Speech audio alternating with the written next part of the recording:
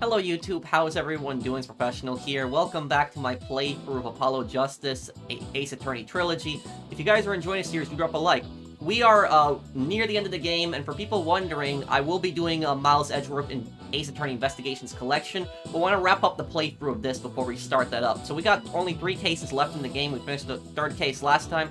We're going to be doing the 4th case today. And I've been reading your comments, guys, and a lot of you guys have told me in the comments the 4th case is the shortest case in the game, but not only that, a lot of people have actually told me it's considered the worst case in Spirit of Justice. But a lot of people have also told me that the best part about the case is seeing Blackquil again.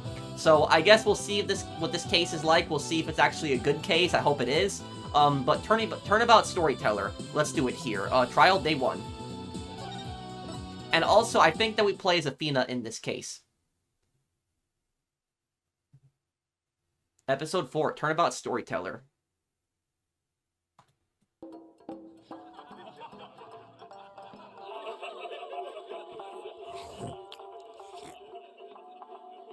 What the? 3, 4, 5, 6, 7, 8. What time is it? It's 9, 10, 11.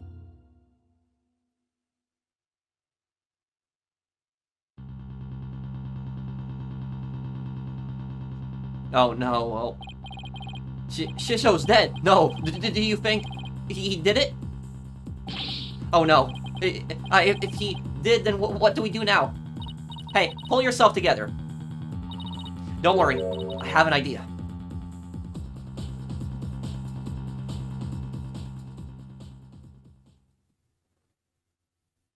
So who's gonna get accused of murder in this? Blackquil?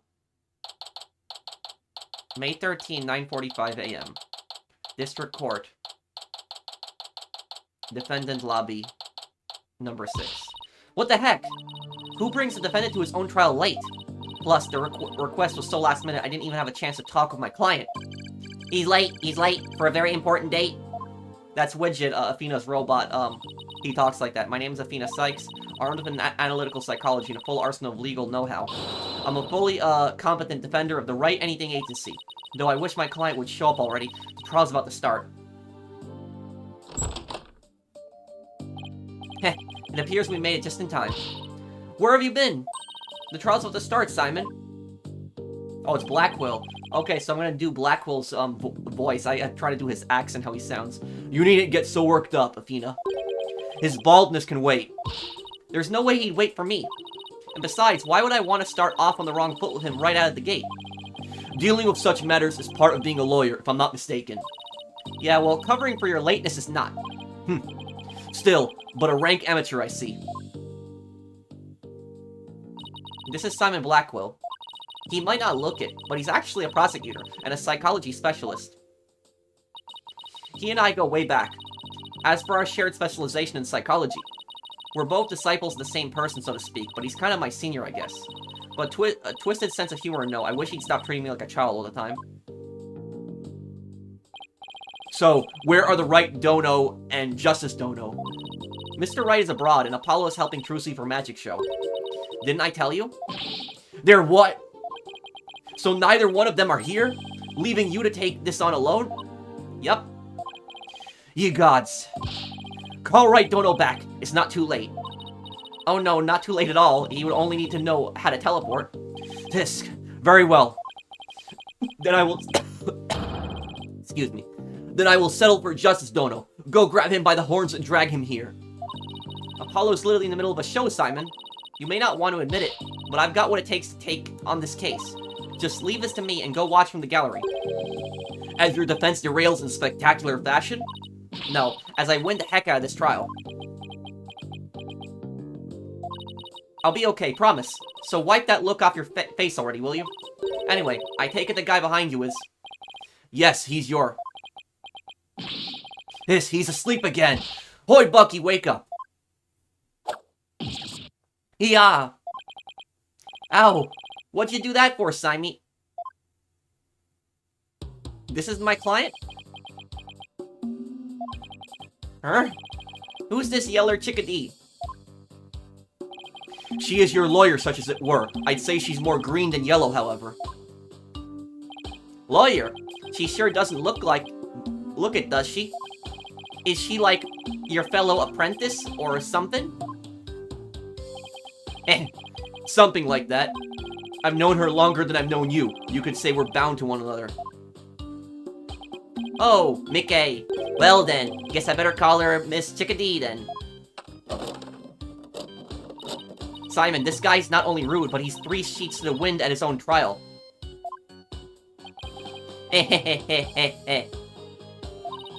I know we just met, but I'm about ready to give him a piece of my mind. Do as you will, just save it for after the trial. Miss Chickadee. Don't call me that. How'd you do? Simon's here, an old friend of mine. I'm the 4th generation head chef of Wet Soba. Wet Noodle number 4, Bucky Wet. Nice to meet ya. It's nice to meet you too, Mr. Wet. So he can pull himself together when he wants to. Only the trial wasn't starting in a few minutes. Having been accused of murder that only occurred yesterday, I'm afraid that it's taken a toll on the poor boy. And you happened to be there at the theater where it all happened too, right? They said they found a Rakugo storyteller murdered in his dressing room. So Rakugo, that is a form of Japanese theater. I know that. Indeed. The victim, Master Storyteller Taifu Tornado, was a longtime patron of Wet Soba. Taifu Tornado, what is that supposed to mean? Like, the names usually mean something. Taifu Tornado. Typhoon? Typho Tornado, Typhoon, or Tornado? Tornado, maybe? Master Tornado had been looking after Bucky ever since Wet Noodle number 3 passed away. I see, so the victim was kind of like a father to the defendant, huh? That stupid old fart, like a father, nah way. He was always dishing my soba. How dare you speak ill of him? Running your mouth like that is why I suspected you of his murder in the first place. Now pull yourself together. Number 3 must be rolling in his grave. But Simon, the police, none of them believes me. They won't listen to me. It looks like he's still in shock from the whole ordeal. Don't worry, Mr. Wet. Everything's gonna be alright. I'm gonna defend you everything I've got. You're in good hands now. You mean, you believe me, ma'am? Of course. No matter what, I'll believe in you to the very end. Gee whiz, Miss Chickadee. Now come on, I need you to shape up. Just like, those al dente noodles of yours. Yes, ma'am. My soba is the freshest... What the hell? Oh, great. Mr. Wet! Bucky, you great big pillock! So how exactly do you know this guy? I used to frequent Wet Soba, and still do in fact, so I've known him since he was a lad. That's why his father and Master Tornado were always so good to me. I didn't know you liked soba so much, Simon. I wouldn't expect one such as you, who eats meat slapped between slabs of bread, to understand the delicate taste and the subtle textures inspired by buckwheat flour. Hey, that's just rude. But I digress. I'm all about flavor and subtlety and stuff. If I let Wet Soba end like this, I'll never be able to face number 3 or Master Tornado in the next life. Ah, I see. And that's why you came to me. You wanted somebody you could trust. It was never my intention to ask you.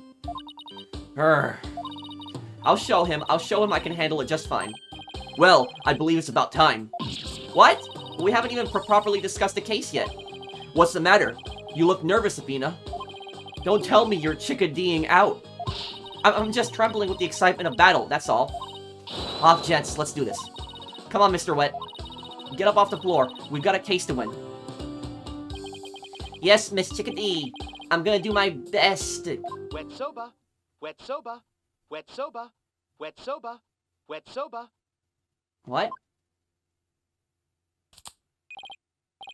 Yellow, 2 bowls of noodles? Sorry, sir, no can do. Kinda busy at the courthouse. Huh? They hung up.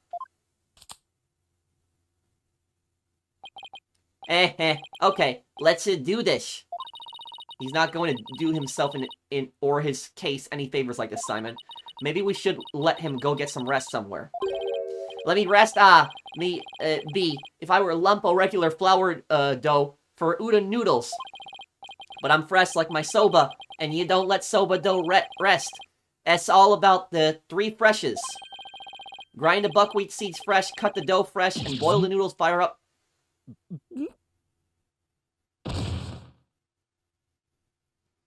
Oh, great. He's blacked out! Oh boy, I just knew something like this would happen. Simon, what are the 3 freshes of soba he was talking about? First, buckwheat seeds or groats are ground to make buckwheat flour. Then dough made with this flour is cut with a large rectangular knife into noodles. And finally, the buckwheat noodles are boiled. Each step is done immediately, one after the other, so that the soba is fresh when eaten. Oh, so that's what he meant. I wouldn't want him to make meanie soba right now, though, that's for sure. Athena, this is no time for idle chatter. You need to get into the courtroom now. Just remember, as a prosecutor, I will be unable to lend you a hand. Wait, so he's prosecuting the case? So don't expect any help from my quarter. There you go, treating me like I'm incompetent again. For your information, I wasn't planning on asking you for help anyway. Just you wait, Simon. I'll show you. Okay, so we're going into courthouse. Mr. Wright and Apollo may not be here. But that's alright. I can do this on my own.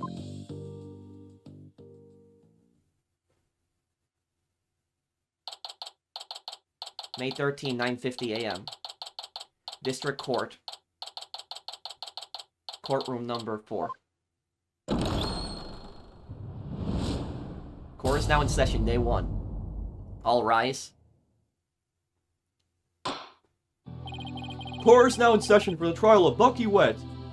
I'm happy that we're back in America, that we don't have to deal with the insanity of the Koreanism legal system. The defense is ready, Your Honor. So this is really Athena's first case on her own. So Athena has won cases also, but she's had Phoenix or Apollo first. She's all on her own this time. The prosecution is fully prepared, Your Honor. So I'm going to be doing a lot of people's accents. I'm going to try to do Bucky's accent, Nayuta's accent, Simon's accent, and also the judge's accent. And also, this is how Nayuta sounds. He sounds like very calm when he's talking. What's this? No prayer this time, Prosecutor Sad Maddie? That is correct, Your Honor. To expedite these proceedings, I completed them beforehand in the lobby. How very thoughtful of you. By the way, what brings you back to this country? Chief Prosecutor Edgeworth himself called on me to handle this case. Besides, I have a debt to repay. And though my opponent is yet a callow thing, I have no qualms of sending her down to hell. Objection! If you have a score to settle, it's with Apollo, not me. But more importantly, I am not a callow thing. I'm a qualified and capable attorney. Then what is that yellow attire, if not proof of your immaturity, you small spring chick? Now, cease your shrill chirping. No, Prosecutor Sad Maddie. She is still only a teenager. Please go easy on her. What? Great, now even the judge is giving me the kid treatment. If Fina's not a teenager. Very well. Shall we begin, Your Honor? Yes, I suppose we should. Now then, Prosecutor Sad Maddie, please give me your opening statement. I'll show them what I can do. They'll be sorry they underestimated me. Certainly. Let the last rites of the victim commence. The incident is believed to have occurred at around 4 p.m. yesterday, May 12th, at a storyteller's theater called Kurokuro-te. The victim was a great master of the Tornado School of Rakugo, or comedic storytelling. His name was Taifu Tornado. The scene of the murder was a theater's dressing room, so this is the map of the murder scene. It is accessible via the staff entrance hallway, and has an outer sliding door. Backstage diagram. Diagram of the backstage area is on location of the stage dressing room in the yard. The estimated time of death is between 2 p.m. and 5 p.m. The cause of death is suffocation, though how the victim suffocated is yet to be determined. So suffocation, that means that they weren't able to breathe, so somebody cut off their breathing. And here's the thing is, suffocation is different than strangulation because somebody can be suffocated, with other things, like usually some kind of item. And I'm looking at around this room right now, and I see something. I see that there's like that foil on that bowl on the left side. He could have actually been suffocated with that. The autopsy found nothing unusual in his lungs or stomach, and there is no murder weapon. Oh, so the prosecution has no murder weapon. I will now submit the incident report to the court. Crime scene report. The crime took place in the theater dressing room. Master Tornado was found with his face thrust into a large soba bowl. Taifu's autopsy report. The time of death is between 2 p.m. and 5 p.m. The cause of death is suffocation. Prosecutor Sadmati, how can you name Mr. Wet as the culprit when you don't know how the victim was killed, or even with what? That's a good point. While it is true that the weapon and precise method are as yet unknown, the accused is the only one who had the opportunity to commit the murder. I will explain this assertion in further detail as we continue. I guess this means he has some kind of evidence to present. Now, would the accused care to plead his case? Come to think of it, where is the defendant, Miss Sykes? Sorry, Your Honor, but I'm afraid Mr. Wet isn't feeling very well and is resting in the infirmary. Surely it is the lack of a clear conscience that impedes him from facing this court. Great, starting off on the wrong foot already.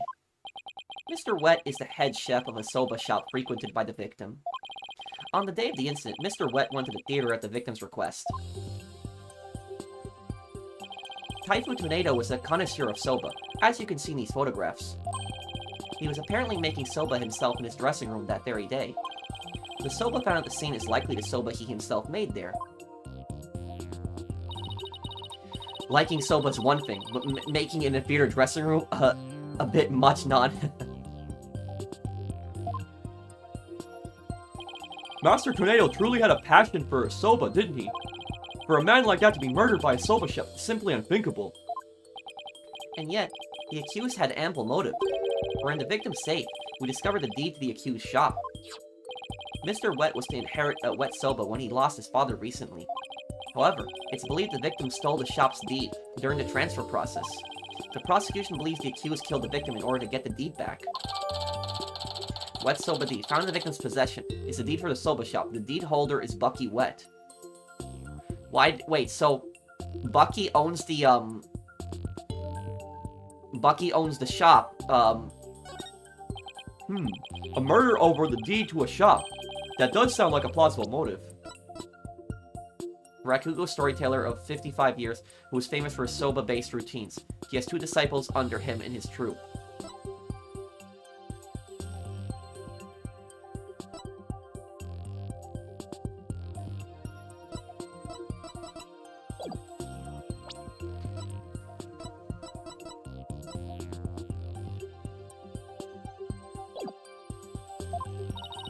So that's what this case is about. I wish Simon had filled me in a little better. Could have contributed more than just 1,000 buckets of cold sweat if he had. Defense. From your demeanor, I gather you know very little about the details of this case. Well, you see, you are dishonoring the soul of the victim by appearing in the courtroom unprepared. You are an embarrassment to your profession. You putrid egg yolk. Eek. I'm sorry. Apollo's a red pepper, and now I'm an egg yolk. We've only just started, and I've already been demoted from spring chick. I am ready to call my witness, Your Honor.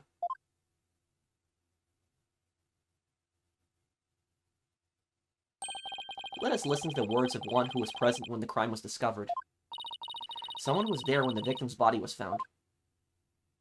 Very well. Witness, please take the stand. Who's this? Oh, it's Blackquil? Witness, please state your name and occupation. Simon Blackquil, prosecutor. Prosecutor Blackquil, you didn't tell me you were going to take the stand. There simply wasn't time.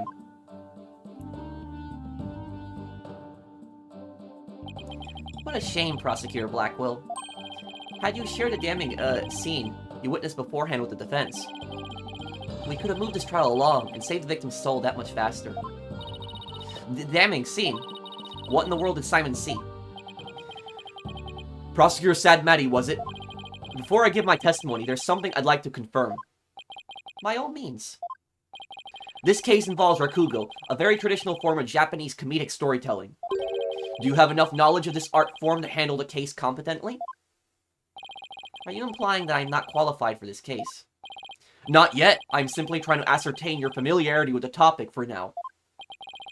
It is a prosecutor's duty to learn the background of any case he takes on. I did some research on Rakugo last night, and I've grasped the overall idea of it. How much could you possibly grasp in a single night?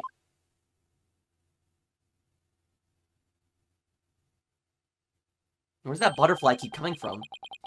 Rakugo is a form of entertaining storytelling that originated in Japan. It is when the storyteller sits alone on the stage, only a fan of a towel, and the Rakugo artist tells long, whimsical stories, giving each character a distant voice.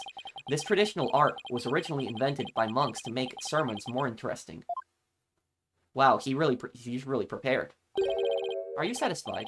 If not, I could explain the 12 types of endings to such stories.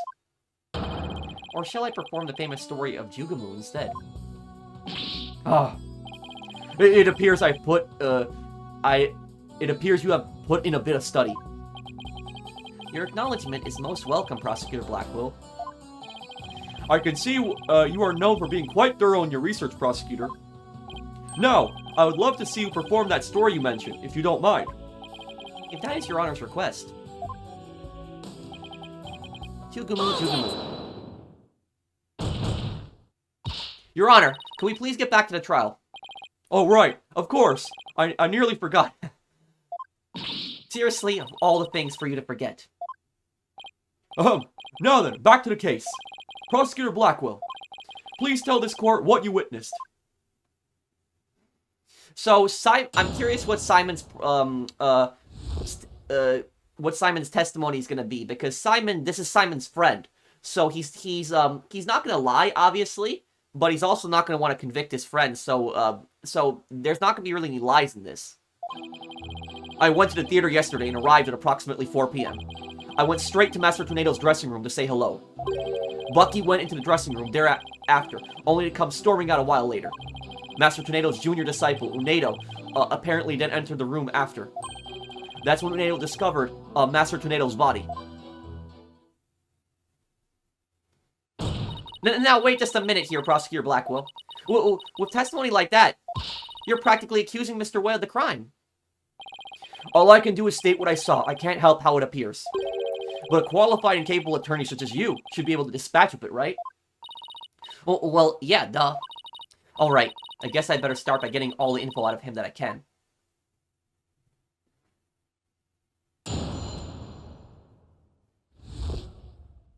What Simon saw. I went to the theater yesterday and arrived at approximately 4 p.m. Prosecutor Blackquil, what did you go to the theater for in the first place? I went because I had received an invitation from Master Tornado. Here, see for yourself. It was a special show commemorating his junior disciple, Uendo's promotion. It was also an occasion to announce the boy's succession to the stage name of Uendo 2. So what exactly does it mean to succeed to a stage name? You really don't know, do you? In the performing arts, a name succession is when an artist inherits a predecessor's name. I see. So there was another Uendo Rakugo artist, before, and this disciple succeeded him, huh? And what exactly did your invitation say?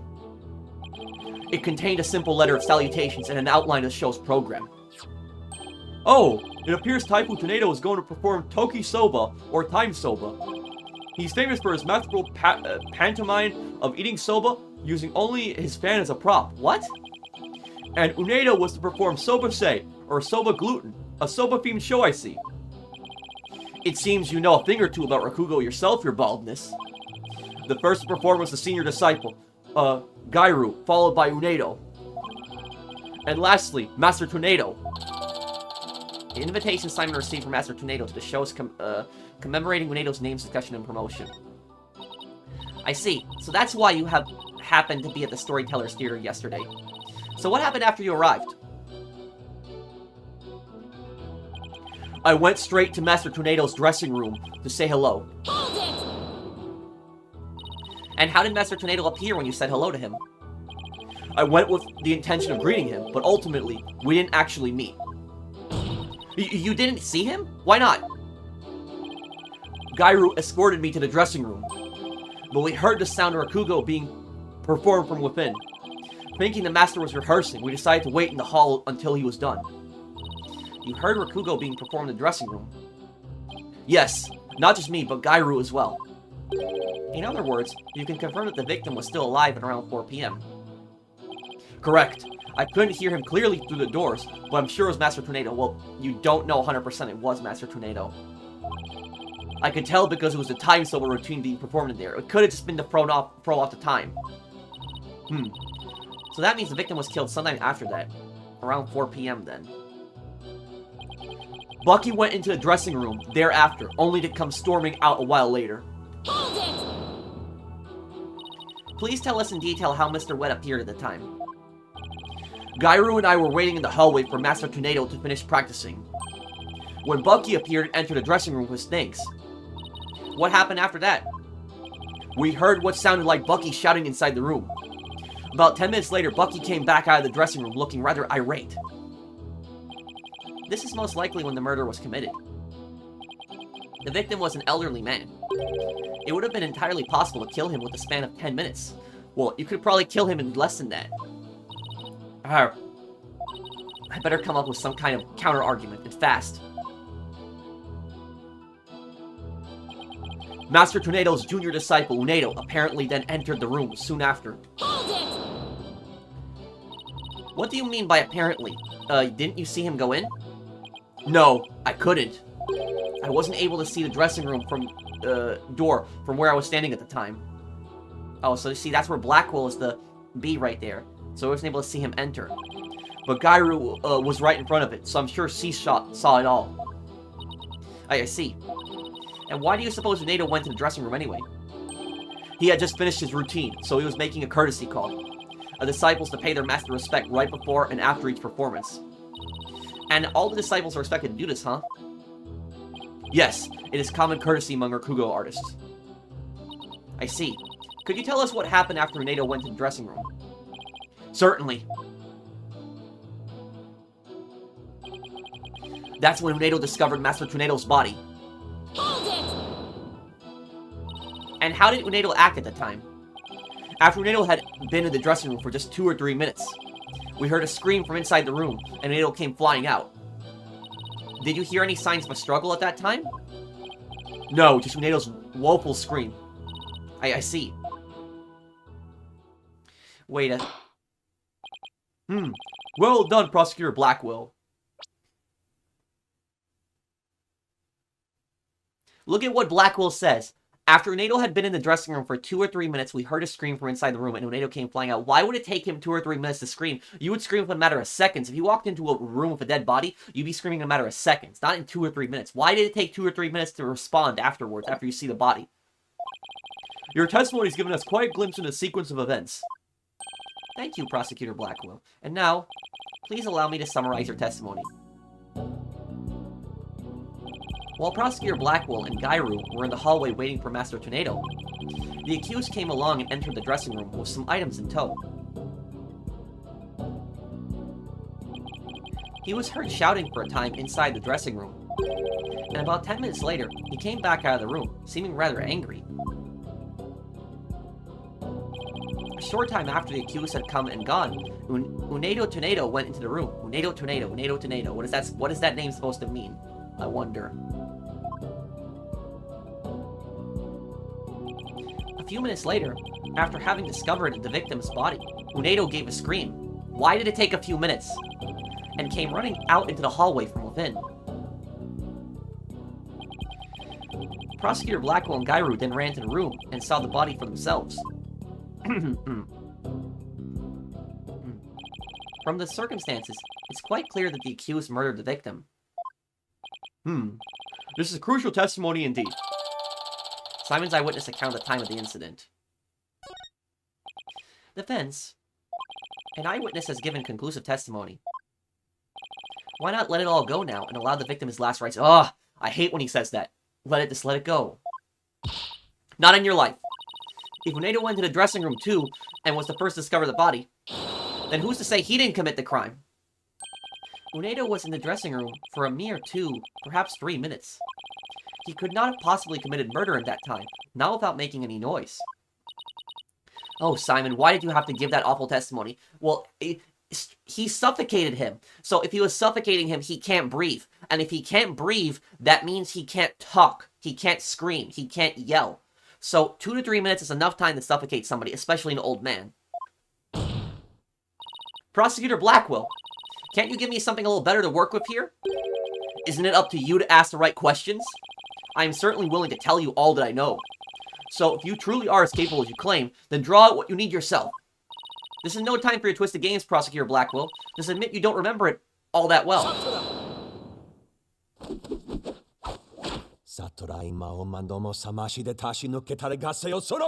What?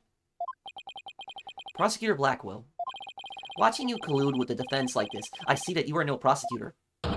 Begone, witness! You shall haunt this sacred hall no more. How dare you treat me like some evil spirit to be exorcised? Oh, this is one of the few times when you see Prosecutor Blackquil get pissed off at somebody and they really deserve it. So, I'll remember this, you blackguard. Oh, I'm surprised he didn't send his bird after him. Don't worry, Prosecutor Blackquil. I've got this. Would I have my way, he would not be the only one here to step down. You, half-boiled putrid egg yolk. Ew. I object to the notion that I'm a gooey, smelly... Yes, you cannot... The defense and prosecution cannot insult each other during a trial. Prosecutor Blackquil's testimony was like the lowly opening act of a Rakugo show. He may hold the title of prosecutor, but this time, he stood on the side of the defense. To restore balance to this trial, I would like to present an actual witness for the prosecution. And who is this witness? The person who was with Prosecutor Blackquil when the body was discovered. She is another entertainer of the Tornado School. Miss Gairu Tornado.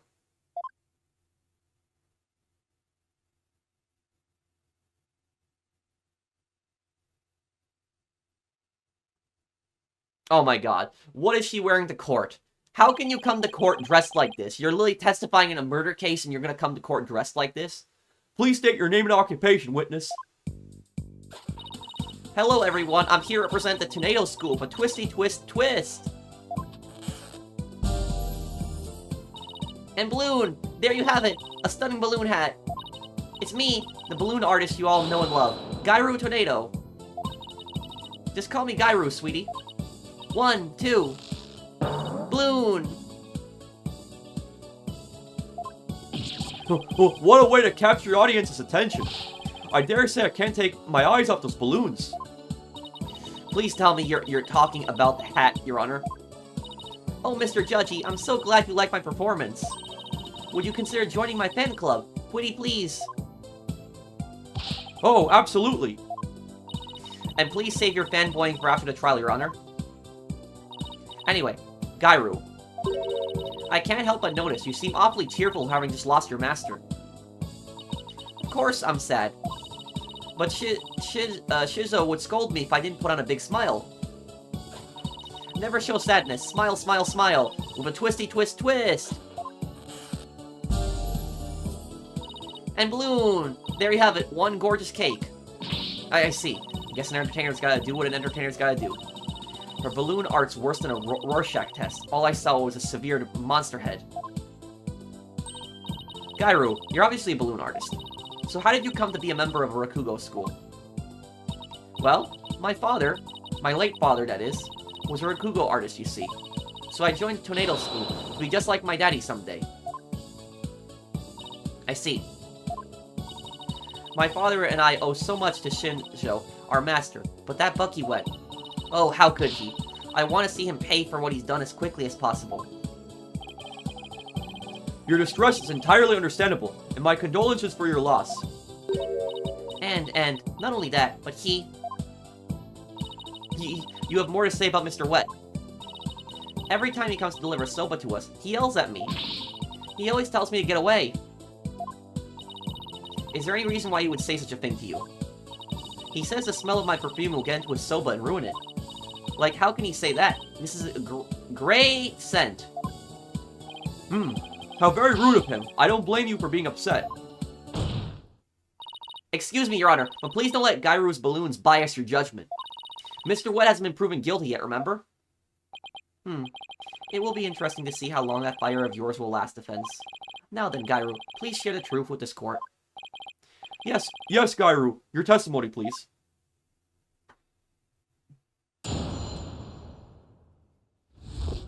before the murder was discovered. From 4 p.m. to a little after 4:20 p.m. when Shizzle's body was found. Simon and I were standing in the hallway in front of the dressing room. Before Uendo discovered the body, the only person who had gone in there was Bucky. Come to think of it, a little while before Bucky showed up, Jugamu was barking like mad. Who's Jugamu? Prosecutor Blackquil, do you have any objections to this witness's testimony? No. Yes, make up your bloody mind, sad monk, sad Matty. First you exorcise me, now this. He's like he's saying you exorcise me. You need only do as you were instructed by this humble servant of the Holy Mother. As there are no objections, Your Honor, let us move on to the salvation of the victim's soul. Hold it! Hey, I'm the defense attorney here, Prosecutor Sad Matty, and I just might have an objection or two once I actually cross-examine the witness. So what are you asking Prosecutor Blackquil for? I'm the one you should be checking with. There is a passage in the sacred scriptures of Koreanism. The butterfly again. To stir the wind is beyond the power of a spring chick. In other words, the inexperienced are useless. With that in mind, it seems more judicious to consult Prosecutor Blackquil. Ha ha ha! He doesn't even see you as an adversary, Sykes Dono. Well, I won't let either one of you insult me. I'll show you I'm no experienced spring chick. Your Honor, I'm ready to cross-examine the witness. I hope you can make Prosecutor Sadmati see you as a worthy adversary, Miss Sykes. I'll allow your cross-examination, so you better strike while the iron is hot. It's not that you allow the cross-examination, there's a right to cross-examine. You can't deny that, Judge. I cannot believe... What is she wearing to court? Like, what is she wearing to court? Like, I cannot believe this. Before the murder was discovered. From 4 p.m. to a little after 4:20 p.m. when Shizzle's body was found. Hold it! So the murder must have happened sometime in those 20 minutes, correct? But 20 minutes isn't a lot of time, is it? Well, it can be. I don't know. I mean, what do you want me to say? That's what happened, you know? Isn't that right, Simon? Yes. Gairu and I can both confirm that Master Tornado still lived around 4 p.m. Oh yeah, you can, can't you? See?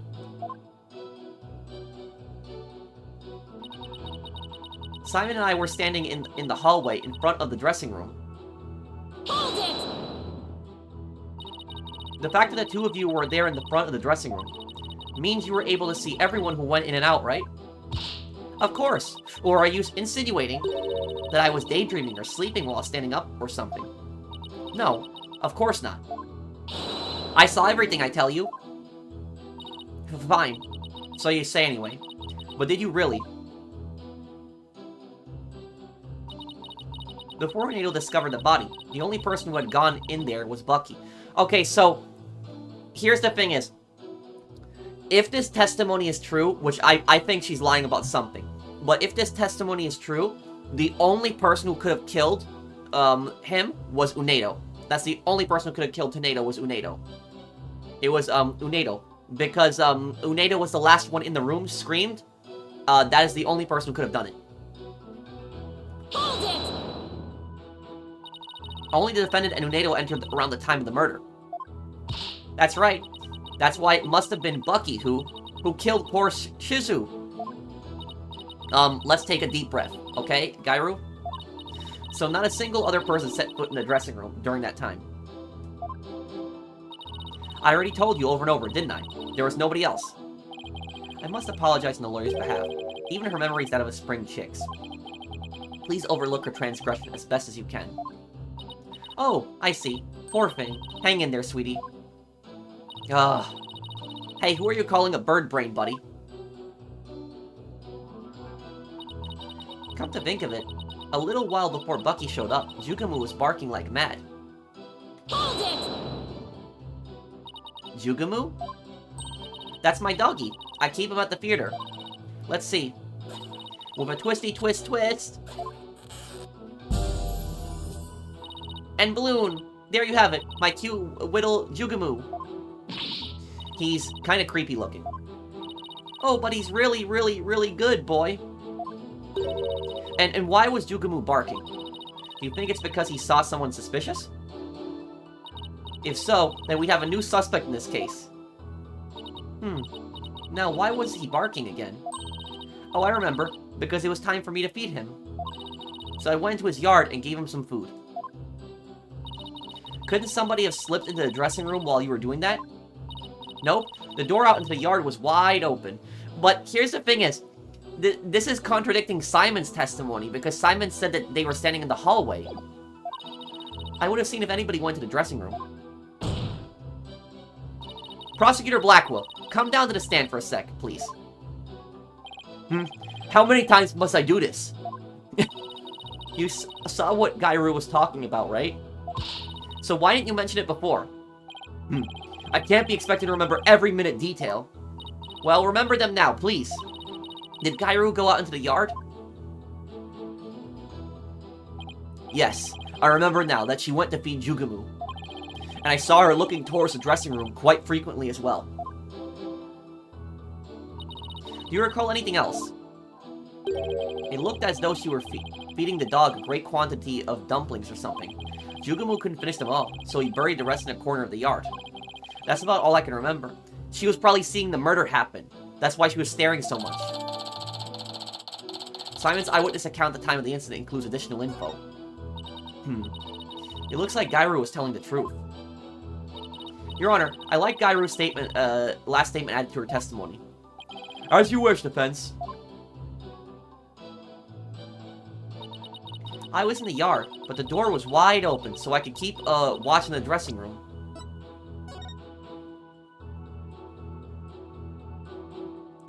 No, you can't! Look, the yard! No, the white, rectangle is the white rectangle is the door, right? So, like, on the line right here, where it says yard? So, no, she couldn't have seen it then. Unless she saw it through the window. Objection! So, you were able to keep an eye on the dressing room while you were out in the yard? Is that correct? That's right. The door out into the yard was wide open. Sorry, but that makes zero sense. Take a look at this diagram of the backstage area. There's a clear contradiction between his diagram and the witness's testimony. Oh! I'm afraid I don't understand, Miss Sykes. Please point out what contradicts the witness's testimony. The door right here should be this. Take that! Difficult ideas make my head hurt. But it's easy to see your head must be light and empty as this balloon.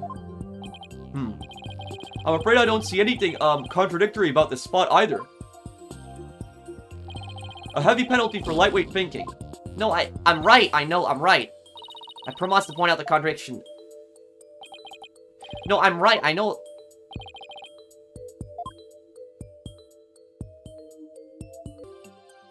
The contradiction is here. The door... This is the door, and this is the window, then? Because she wouldn't be able to see the dressing room from the yard. Take that! Gairu was in the yard near the doghouse. Prosecutor Blackquil even saw her there. And while she was, out there, the door to the yard has been left open. Yeah, so that white rectangle is the window, then. Ah, I see. Yes, the door to the yard was wide open, as Gairu said. It would have blocked her view, making it impossible for her to see the dressing room. Yep. What? No way! But even if there were, admittedly, a few moments Gairu was not keeping watch, how much would that really affect this case? It would greatly affect this case. From the spot Prosecutor Blackquil stood, he couldn't see the dressing room door either. Anyone could have entered the dressing room during that time without being seen.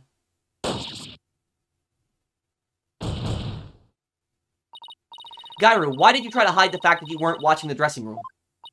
What? Objection! She's hiding something. Hide the fact. You speak as though you think she had something to do with the murder. Rather than deliberate deception, it was more likely a simple oversight, right, witness? Well, I was so shocked by what happened, I was just confused, that's all. Even though she is trying to keep up a brave front as an entertainer, the truth is that she is being torn apart by grief. For her mind to be in turmoil is hardly unexpected. Yes, it must be very difficult indeed.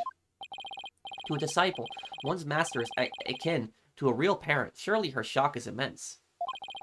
The way this lawyer tries to pin the blame on this poor soul at the first opportunity. All I can say is, defense attorneys are heartless creatures indeed. But that wasn't what I was trying to do. It's beyond your comprehension, defense. Your unskilled argument is scaring this witness even further. And if we ask the people of this courtroom, I'm sure they would agree. What? The gallery doesn't get a say in this. Are you afraid to find out that they think ill of you?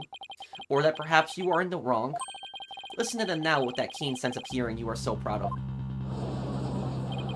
He's right, that was harsh. She didn't have to go that far. I feel kind of sorry for the witness. And why is the lawyer's outfit so yellow? No. I was just trying to find the truth. Why is the whole gallery siding with Prosecutor Sadmati? The people understand. They know what is right and what is wrong. That lawyer's still in training, isn't she? Why is she all by herself? I hear the voices of the gallery. I can hear the voices of their hearts. It's so intense. I feel so alone up here, fighting by myself. Are you afraid, child? It is ludicrous to come to trial with such paltry preparation of the soul. I command you to leave this courtroom at once. But I can't give up. I have to. Keep pressing on. As long as there was a moment when nobody was watching the dressing room door, the defendant can't be convinced solely on Prosecutor Blackquil and Gairu's testimony. The defendant can't be convicted solely on Prosecutor Blackquil and Gairu's testimony. That's true. Their testimonies are unreliable at this point. Even now, you would continue to resist. You are childish in defeat as well. I see. Well, he has no counter to that. He has no counter to the argument. He's just resorting to insults. I'm not out for the count yet, Buster. I'm just getting started. Despite your posturing, is it, not true that your resolve could crumble at any moment?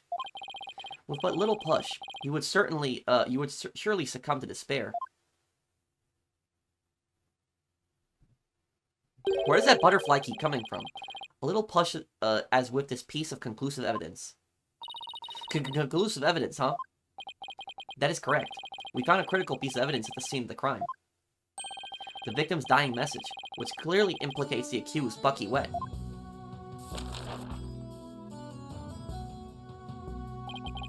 Look at these Japanese playing cards, known as karuto, lined up on a table. These special English version Karuta cards spell out a message. That message, wet number 4. No, okay, no. You can't use something like that at a trial. Like, that is such terribly bad evidence. No. That is the worst type of circumstantial evidence that I've heard of. Like, that is not direct evidence at all. That is just so bad. Like, a bunch of playing cards, you're gonna use that as, like, proof? That, no, and he was suffocated. So how would he have still been, no. Wet number 4? You mean wet noodle number 4? Yes, wet noodle number 4, as the 4th head chef of Wet Soba is also known. This message points no other than the accused, Bucky Wet. No! But, literally, this evidence would be laughed at a court. This is nonsense. That makes perfect sense, doesn't it? No, it doesn't.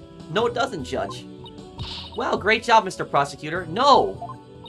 Oh no, this is really, really bad. What do I do? Well, you say that the evidence is stupid. It's... Contains photos of the crime scene. The victim's dying message is clearly visible in them. Would you still carry on your futile fight in the face of this irrefutable evidence? You can say whatever you want, but we won't know until we... It is cruel to give the accused false hope. You will only compound his suffering. Wise people in the courtroom, do you not agree? He's right. It's cruel to make him suffer when there's conclusive evidence. What incompetent noob. I feel bad for the victim and the defendant.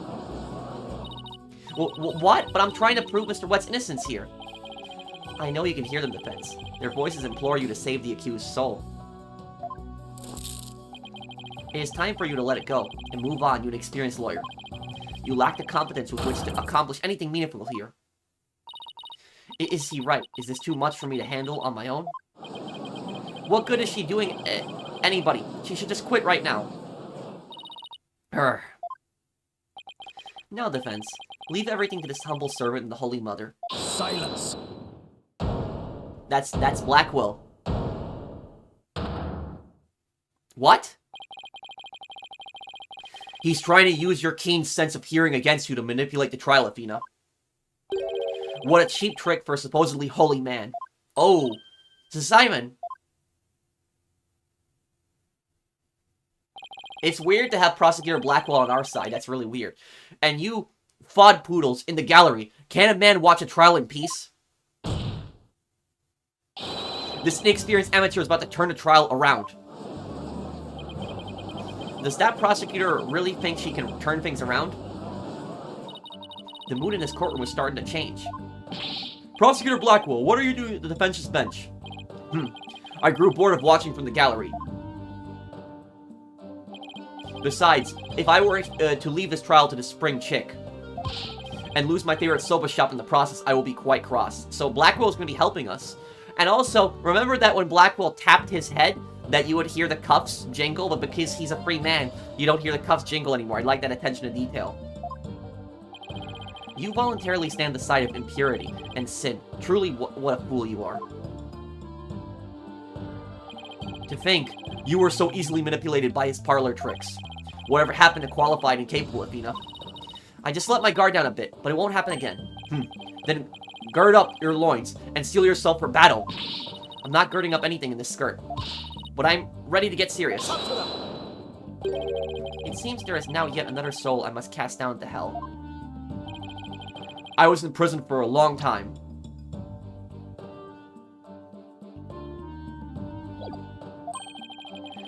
And hell sounds no worse than cell, to be honest. Ah, but the fires of hell will not be the end of your suffering.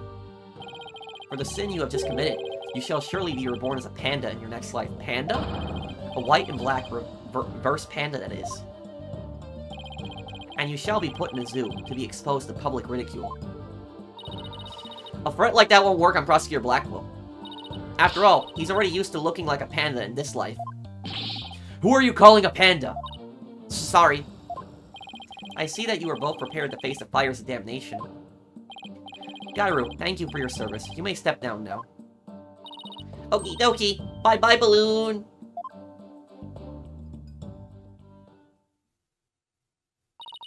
Does everything have to be about balloons with her? Now then. I have a witness prepared to testify about the Karuta cards. And who is this witness this time? Don't tell me it's Uendo. The first to discover the body, and someone witnessed the crime scene firsthand. Oh, it's Uendo. Mr. Uendo. This time has come for that ponytailed pair over there to finally let it all go and move on. Very well, let's bring in this witness then.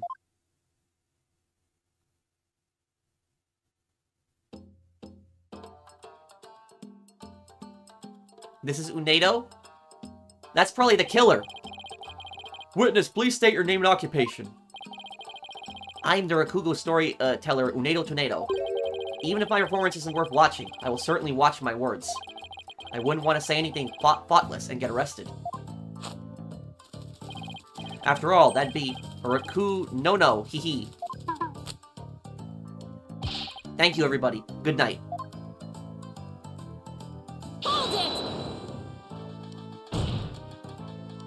You can't leave yet. You've only just introduced yourself. Oh, my. Are you a fan of mine, miss? Would you like my autograph? One moment.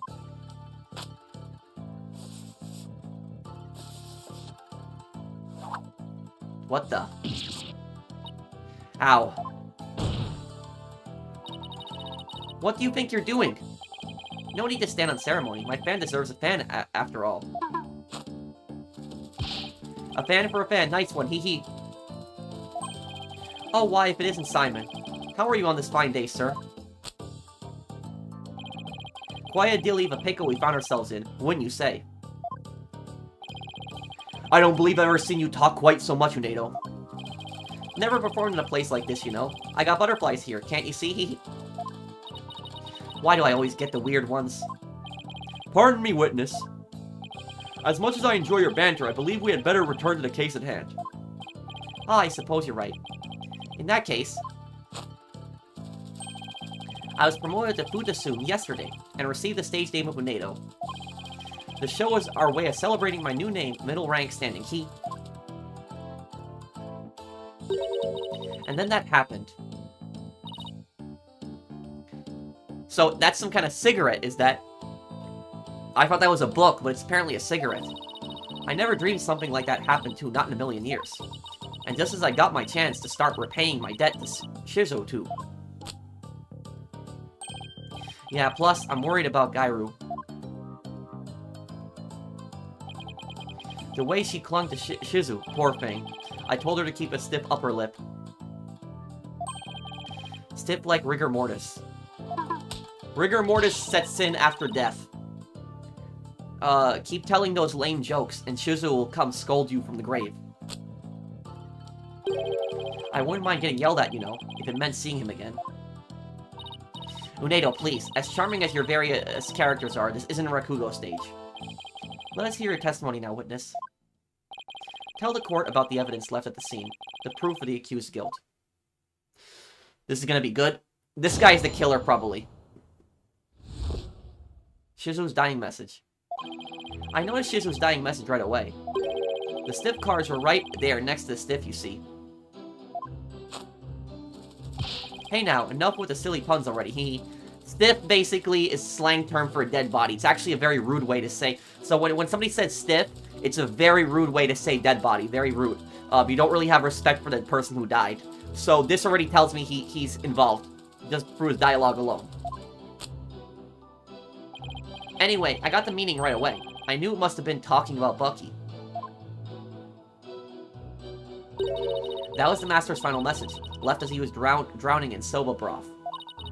It's so like, Shizo did not write Bucky's name outright. Plain and simple, wasn't his style. Well, that was certainly a more entertaining testimony than usual. The variety of characters performed by the witness was absolutely splendid. But he shouldn't be performing any characters in the first place, Your Honor. And Uendo, the murder weapon hasn't been determined yet. So how can you say that the victim was drowned in soba broth? That's a good point. It's obvious.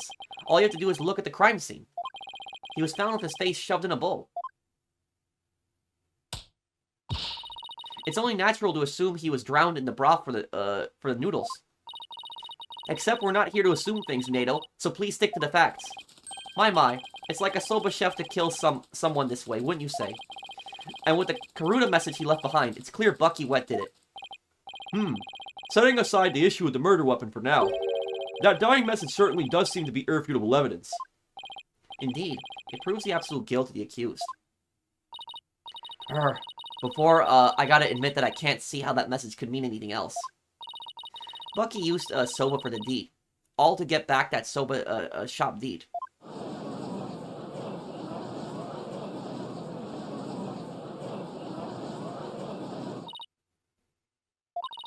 His testimony makes Mr. Wet look super guilty. I have to do something. That's his conclusive evidence? What a farce. What do you mean, Simon? What's this? I thought you said you weren't planning on asking me for help. I did and I won't. Thank you very much. Simon must have found an inconsistency in the testimony. I better listen carefully and try to see what he found. So Simon's already noticed something wrong with the testimony. Shizu's dying message. I noticed Shizu's dying message right away. The stiff cards were right there next to the stiff, you see.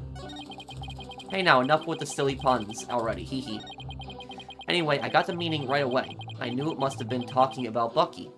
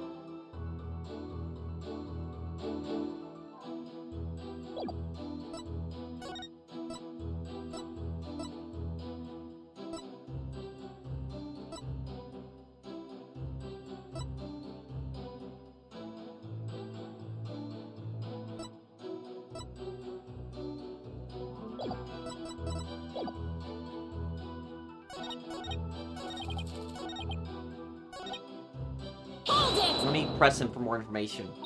Uendo, when you saw the cards on the table, what made you think they were Master Tornado's dying message? Well, it was a coded message right there next to the body. I'm sure anybody would have thought that they were there to name his killer. I love murder mysteries and often watch them on TV. Oh, I see. I saw a similar scene during a murder mystery marathon last Tuesday. That's what made me think this must be a dying message.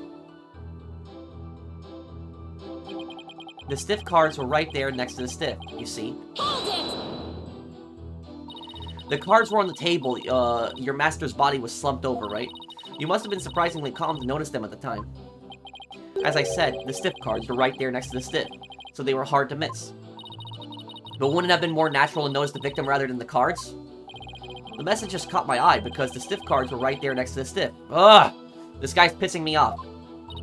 Yes, but that fact hardly seems significant enough to make a person take note of them. Stiff cards next to the stiff. So basically, there was no real reason for them to catch your eye, was there?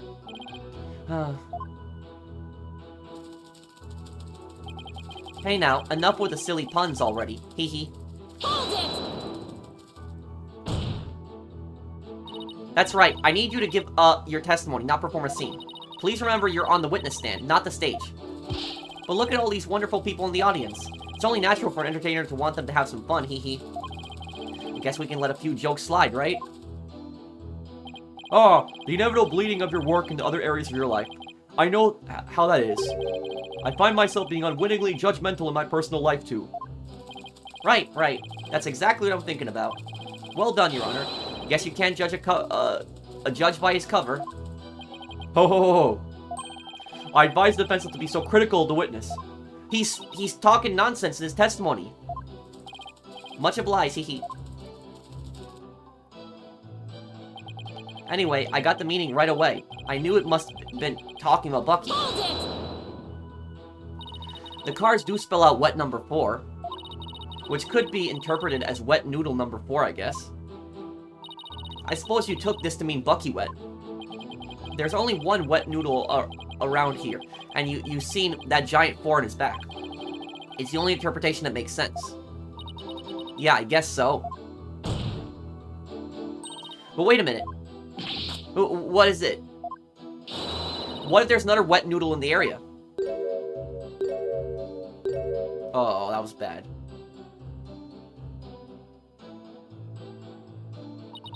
What? Did I say something strange? Bucky is the sole heir to the shop. So enough with the ludicrous straw grasping. Hey, how was I supposed to know? Just listen to the testimony again and find a glaring inconsistency. That was Master's final message, left as he was drowning in soba broth. Hold it! So the victim lined up those cards in his final moments? How can you be so certain that's how it went down? I know Shizzle. He would never let someone get the last word in him, even in death. With his face in the soba broth, and his consciousness fading away, he left a message that pointed towards Bucky. He's left this world. It's the only way it could have happened. Wait. The only way. Now you're just speculating. Look, a dying message is something you'd leave as you're dying, right? I saw a scene like that in a detective show. Uendo, we have a saying in my country. Silence is more precious than diamonds. Please do not speak any more than is necessary. But talking is my livelihood, you know. I talk all the time. This and that. Truths and untruths. I can't stop myself from talking. Hopefully, he'll stick to the truths. Without any of those untruths. It's so like Shizo to not write Bucky's name outright. Plain and simple. Wasn't his style.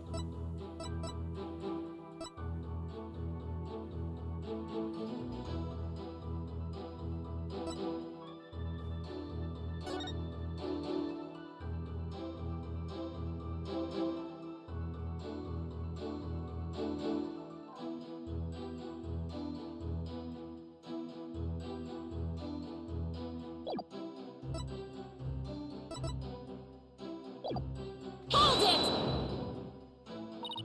But don't you think it's strange? Could a dying person really leave such a convoluted message? Even in the throats of death, it was in Shizo's nature to throw in a twist somehow.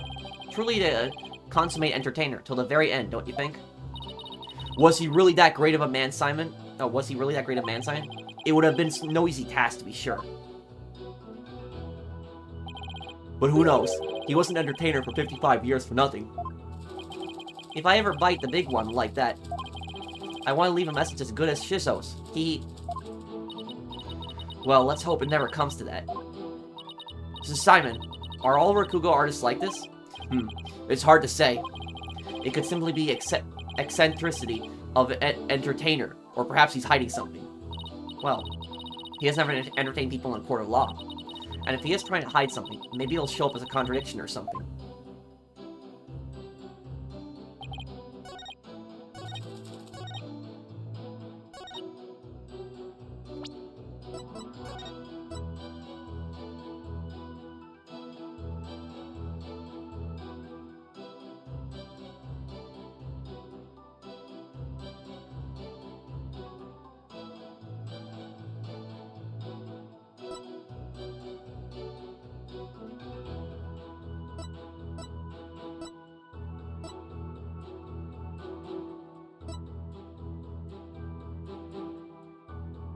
What's the contradiction here? What's wrong? What's off about this?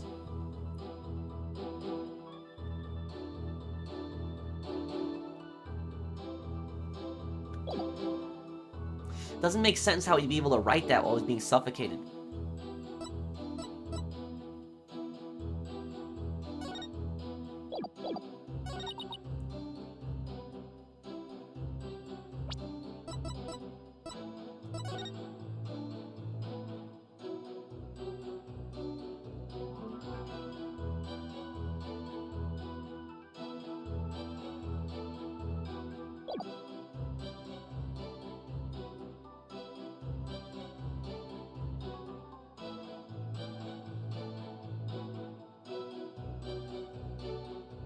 The invitation? He wrote other people's names outright.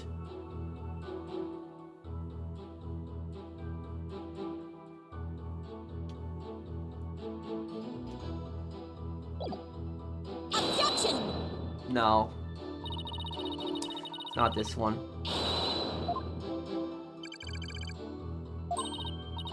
Yeah, it's not this one.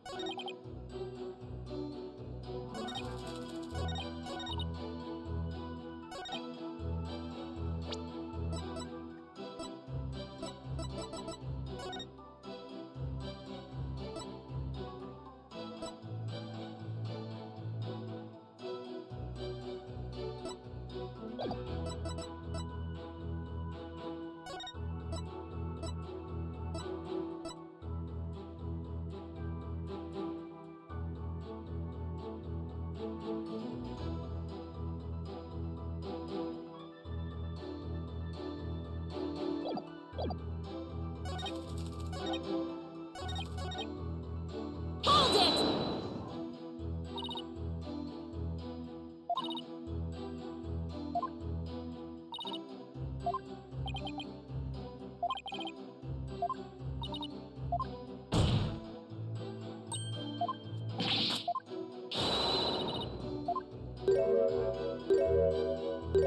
No, we got this one wrong here earlier.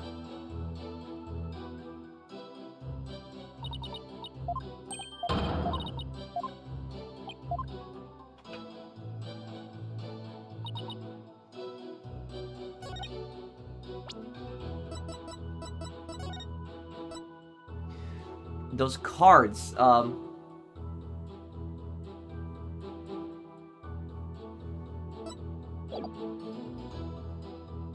Objection!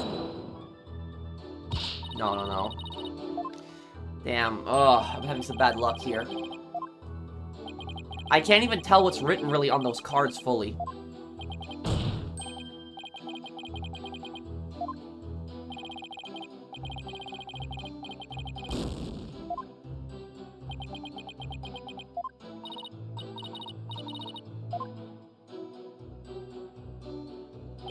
Let me consult.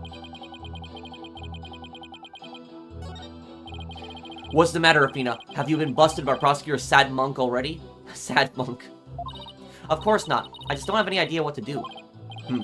Your expression tells me you have no idea what to do. Then here's my advice. Why don't you try focusing on this statement here? Though what it contradicts with, well, I'll leave that to you to puzzle out. Why can't he stop with the mind games and just tell me which piece to present already? Anyway, better try to comparing the evidence with the statement he showed me. Which one is it?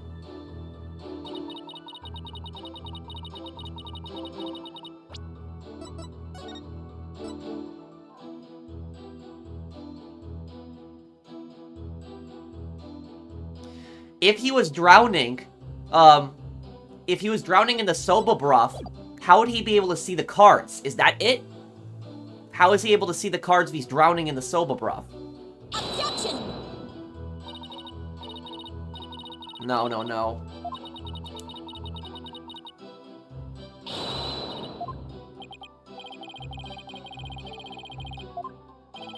Damn, I've already lost most of my, I'm struggling already at the start here. Okay.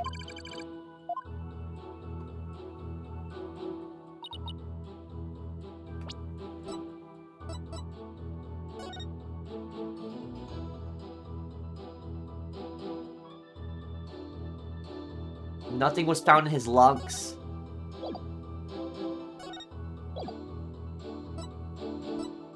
The autopsy report. Nothing was found in his lungs.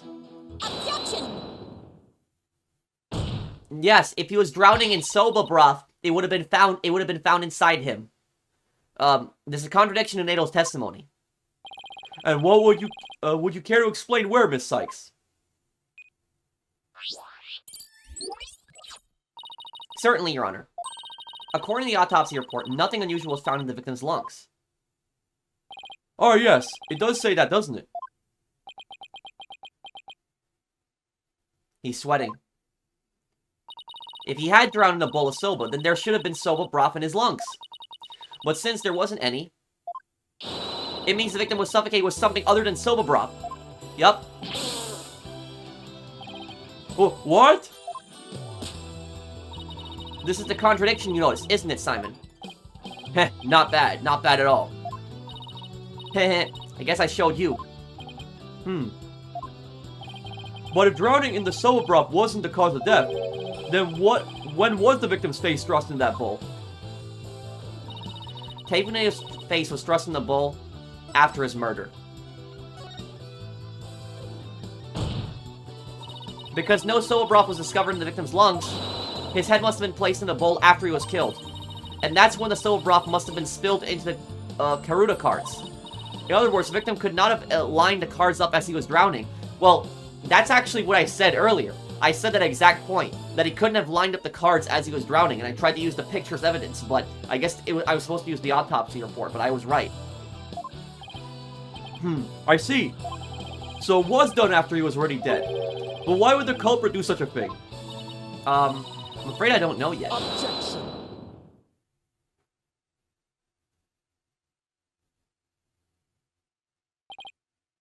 Heh.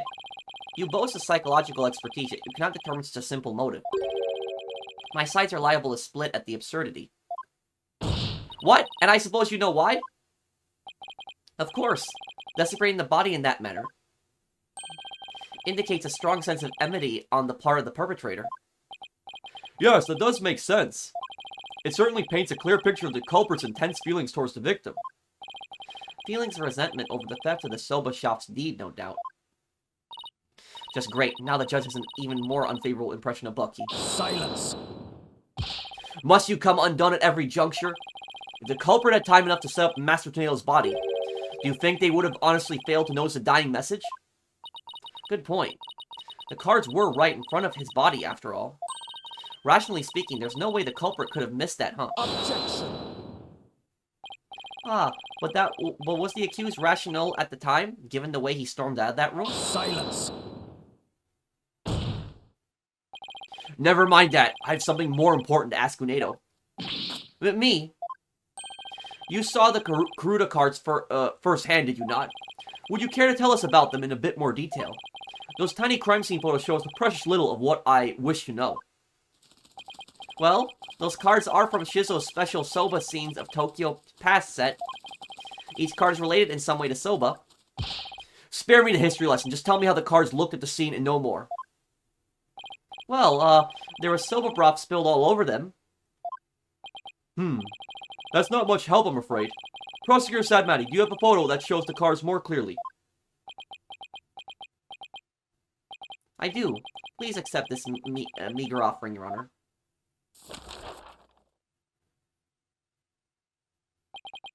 Oh my, what delightful looking cards. Well, well. Tearing Prosecutor Sadmonk's loose evidence apart should be a breeze with this. Huh? Don't tell me you haven't noticed. Don't be silly. Of course I have. Not noticed anything? But I can't exactly say now that, can I? Perudo cards in the victim's dressing room. They spell out wet number 4. Miss Sykes, do you see a problem with the prosecution's claim about these cards? Well, go on then. Oh, alright. It's do or die. All I have to do is study the picture end. These cards...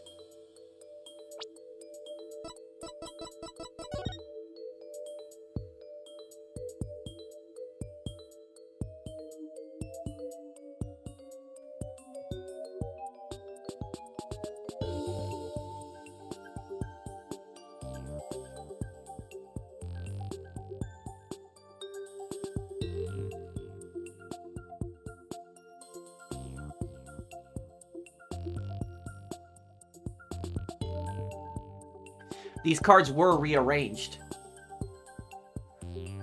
Look at... let me show you guys what I mean. Here's my proof the cards were rearranged. Look at T, the 4th card on the top right. You see how that card is just soaking wet? But yet it cuts off there. And then N isn't entirely soaked in it. H isn't either. O is only partially. The cards have been rearranged.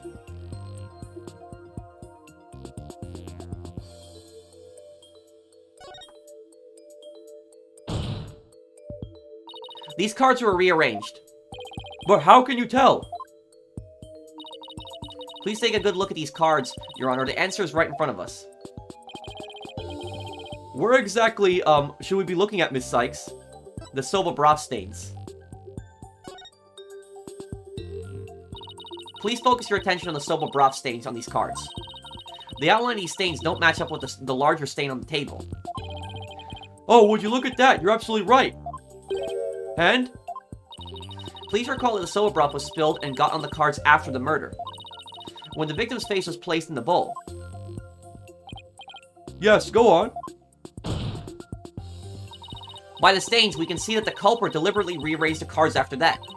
In other words, this message was altered in order to pin the crime on my client. What? Then, if we put the cards back in their original positions, we can restore the evidence and see who the cards were really pointing towards. That's true. Paul-kun. Then what are we waiting for? Let's do this. All I have to do is rearrange the cards so that the stains match up. Let's see. Where was this W card really?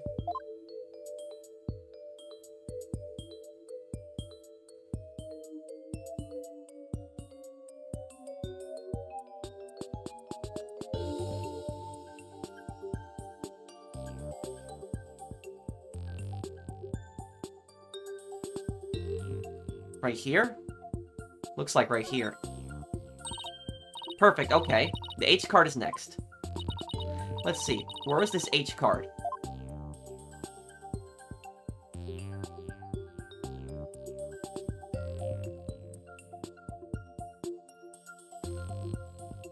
Looks more like this one here. Yes. Now the E card.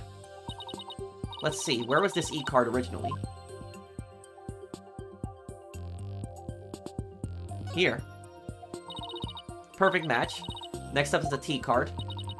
Let's see, where was the T card originally? Here? Great. That fits right in there. Now the N card. Let's see, where's the N card originally?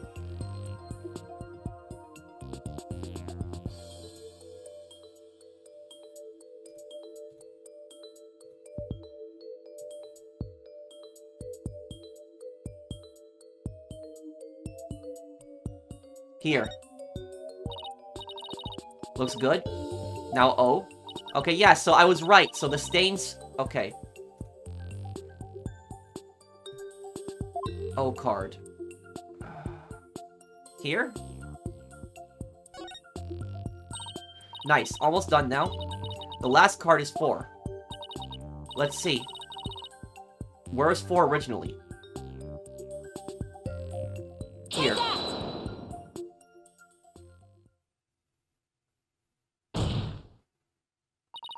So the message, wet number 4, was originally supposed to say, Owen 4.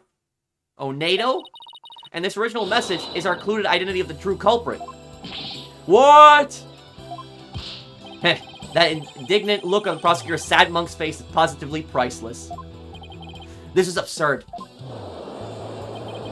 So it was originally Owen 4. It wasn't wet number 4? Maybe the lawyer is smarter than we thought. Order! Order in the court! Well, I never would have imagined that there was more to these cards than meets the eye. I love this music. Karuta cards in the victim's dressing room. They originally spelled out Owen 4 as shown. So now, that's settled. What does this Owen 4 mean?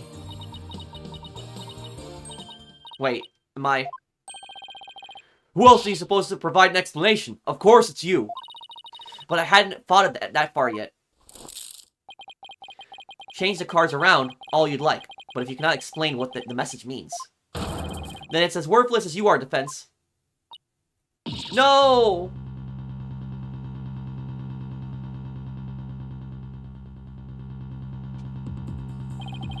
And so the spring chick that fancies itself a graceful swan is brought back down to earth. I have to do something, but what? Still your thoughts for a second. There's a perfectly good witness to question over there. Oh, right. That's a good idea. Come on, Athena. Get a hold of yourself. Uendo, does the phrase Owen 4 mean anything to you? No. There's no one named Owen in the Tornado family, in our cycle of friends. Go ahead, ask anybody you like. You can't be serious. Having rummaged through your empty mind, I see you have, as experienced, turned up nothing. Silence. I'm afraid I have no idea who the devil this Owen 4 is either. But the fact remains, the cards were rearranged to pin the blame on Mr. Wet. That in itself proves the defendant isn't the real culprit. Prosecutor Blackquil is right. Besides, the important question here is not who does this message point to, but rather, who rearranged the cards? Hisk, why didn't you point that out earlier if you already knew? So sorry. In any case, there were 2 opportunities for someone to rearrange the cards. The first was when Mr. Wet entered the dressing room. And the second was when Uendo discovered the body. Are you accusing me of rearranging the cards?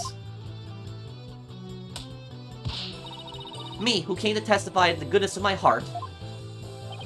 Well, you didn't exactly come running out of screaming straight away, did you? Even a mere 2 or 3 minutes is more than enough time to get up to some devilry. Yep, he's saying what I said right at the start of the case. Why did it take him 2 to 3 minutes later to start screaming? So what exactly were you doing in there, Uendo?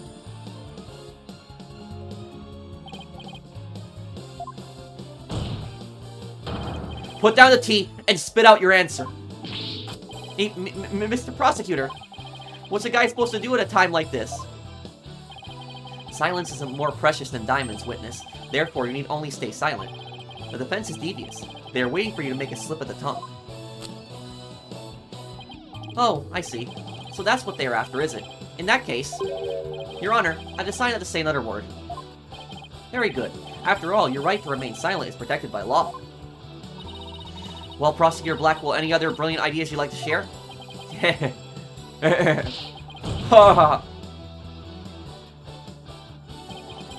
Did you hear that, Sykes Dono? A Rakugo artist who's afraid to speak. Who's ever heard of such a thing? Are you trying to taunt him into talking? Such a petty trick will never work. That's right. I'm not going to fall for it. I'm only asking to hear your story.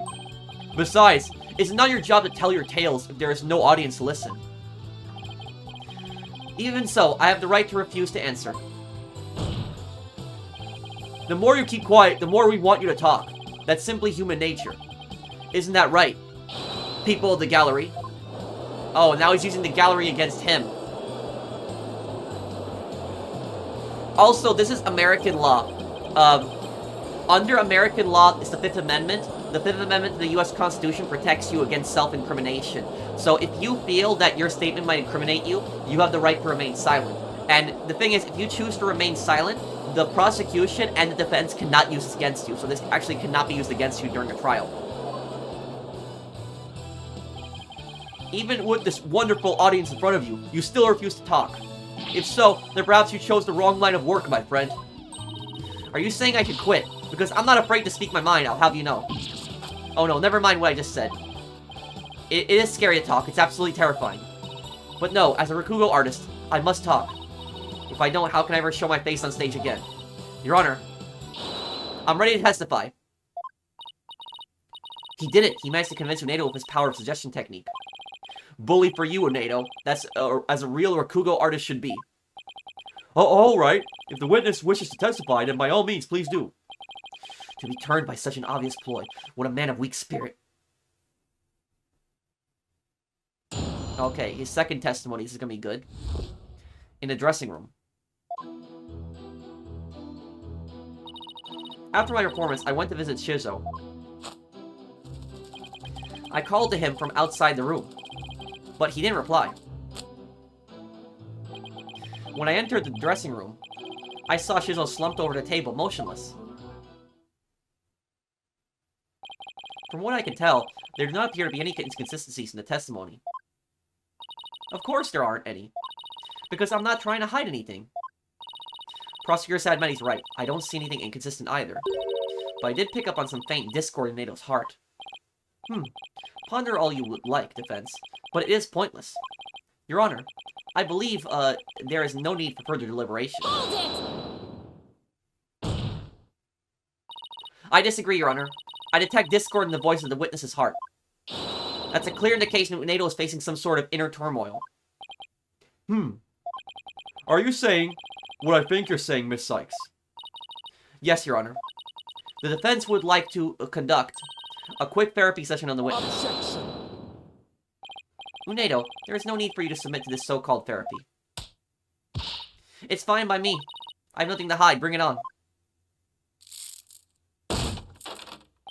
Impetus, fool. Why will you not listen to the guidance of this humble servant of the Holy Mother? If the witness wishes to proceed, I see no problem, prosecutor. Yeah, because Uendo is a narcissist. He thinks he's smarter than everybody, and Blackquil is basically using that against him. In one ear and out the other.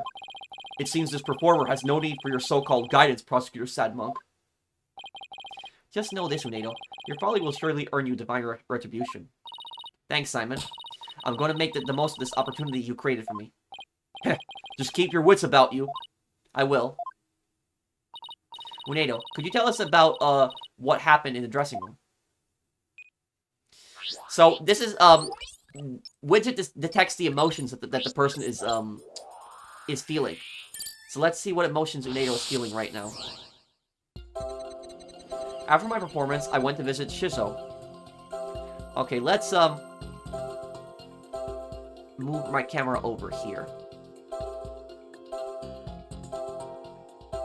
So we haven't seen this in some time. I actually really like Athena's therapy sessions. Actually, this is one of the best parts of the game. So basically, what we're supposed to be looking for here is we're supposed to be looking for an emotion that doesn't make sense. So he's happy. I called to him from outside the room, but he didn't reply. When I entered the dressing room, I saw Shizo slumped over the table, motionless.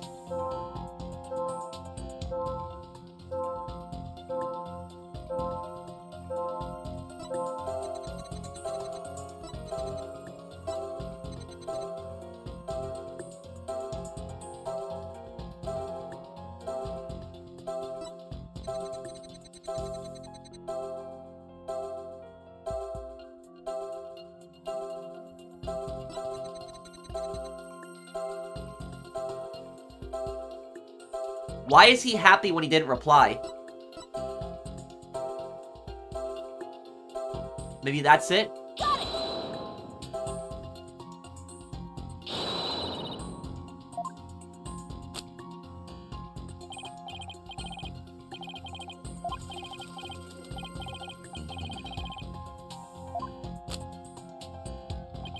No, it's not it also.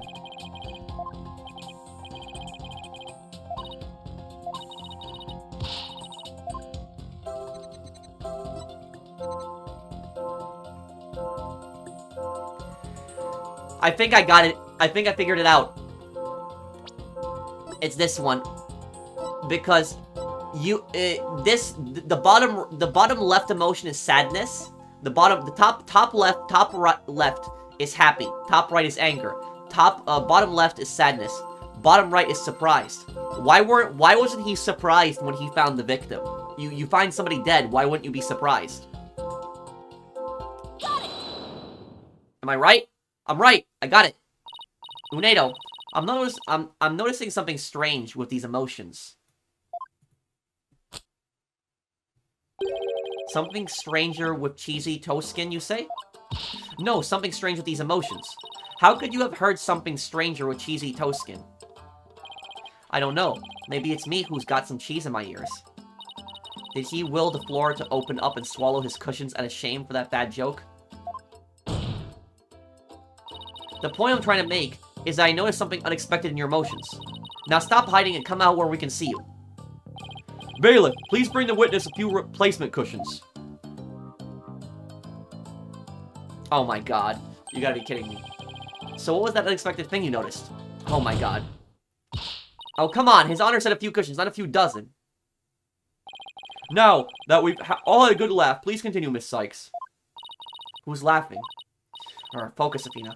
Don't let yourself get rattled.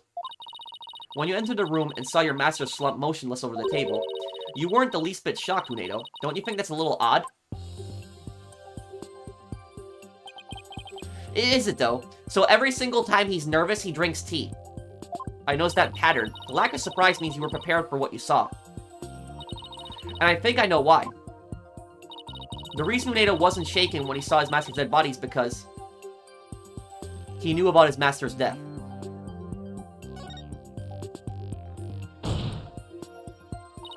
Uendo, I think maybe the reason you weren't shaken was because you already knew you would find your master dead.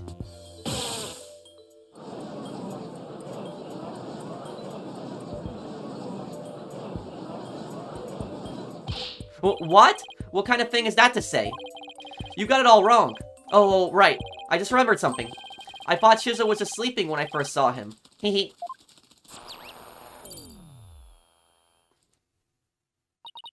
You thought he was sleeping. Sounds plausible, but... What made you think he was asleep? Well, he had his head and arms up on the table as if he were taking a nap. Oh, and one other thing. There was that note, too. A note? What note?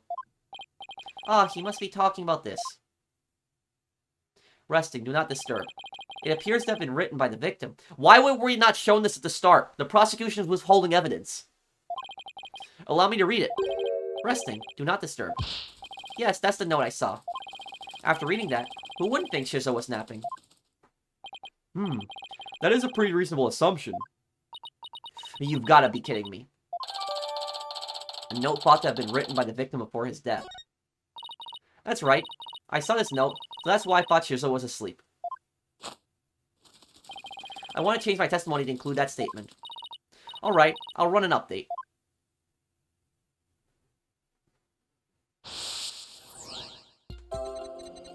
Okay, so there's still something wrong with his emotions.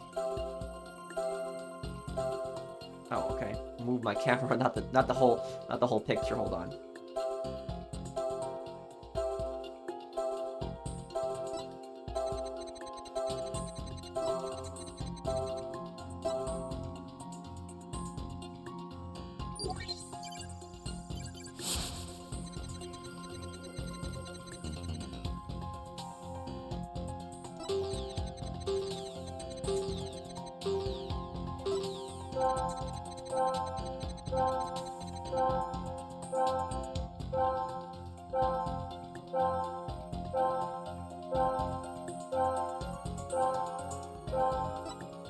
Why is he angry here?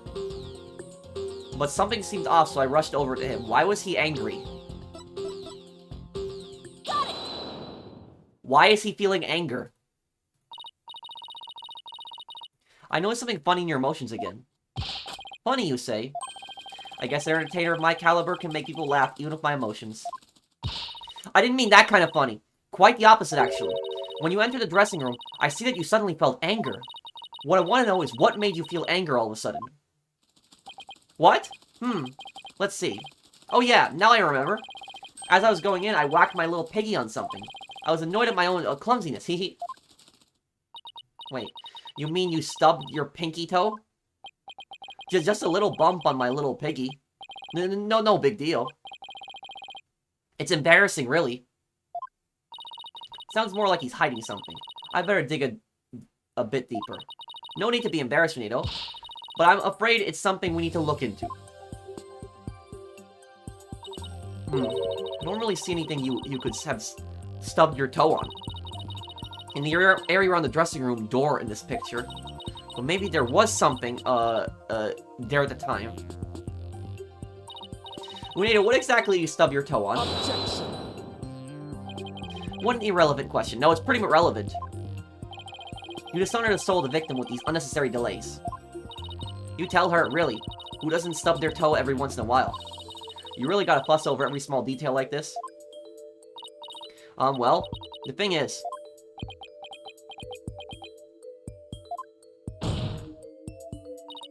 even the most subtle of fluctuations in a person's psyche can clue us to the truth, that's true. That's why it's important to get to the bottom of this question. Plus, if I back down now, who knows what insult Simon will hurl my way. Is there really no trace left of what Uendo, stubbed his toe on by the door? What in the world might have been there, but it's not there now?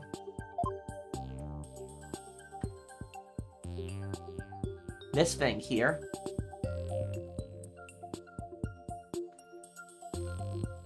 Yeah, it looks like the table was moved.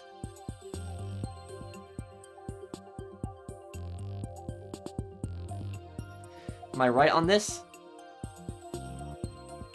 Take that. Uendo, did you stub your toe on the table? Wait a minute. While it does appear that something hit the table and moved, Uendo said he stubbed his toe as he was entering the dressing room. Yeah, and that table looks pretty far from the door.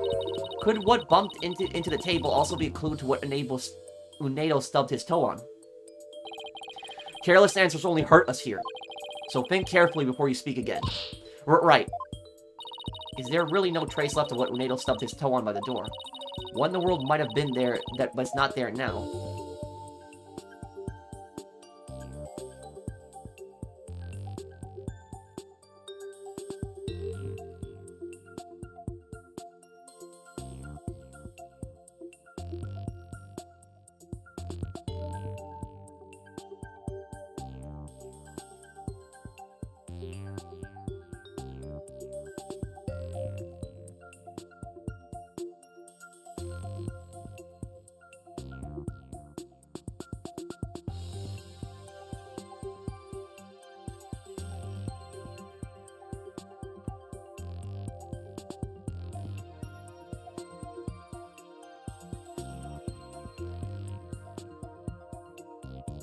What could have he stubbed his toe on? I have to think about this one carefully. What did Uendo stub his toe on?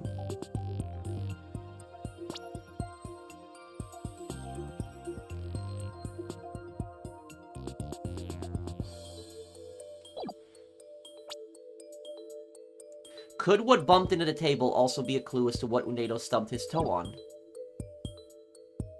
Something bumped into the table.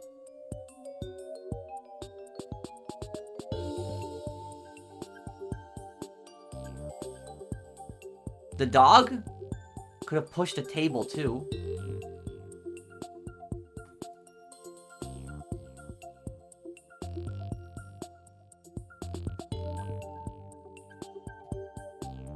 I gotta examine this picture very carefully. What did Uendo stub his toe on?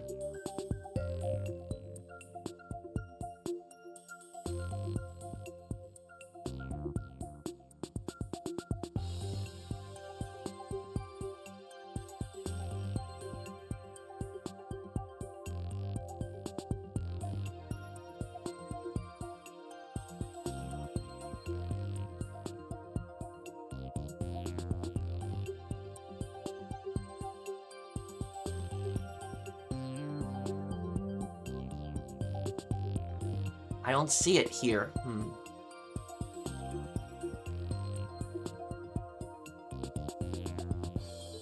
I have to think. What did Uendo stub his toe on?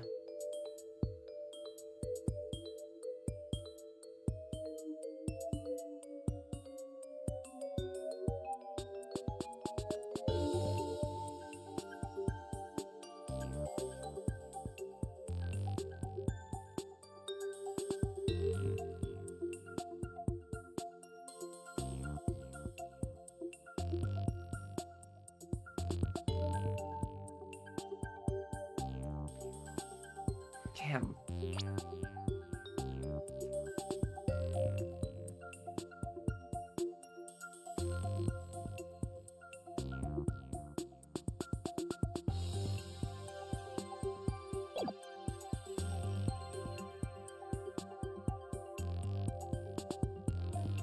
It had to have been something strong enough to push the table back.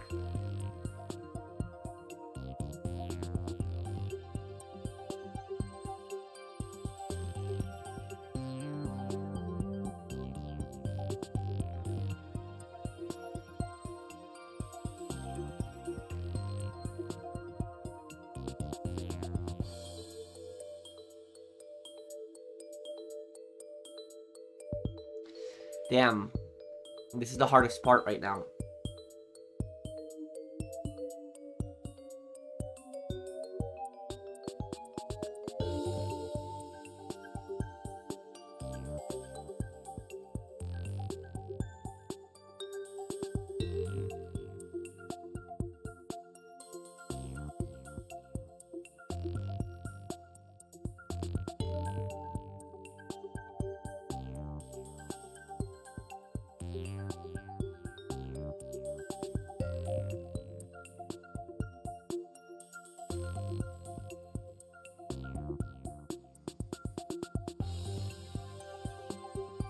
What could he have stubbed his toe on?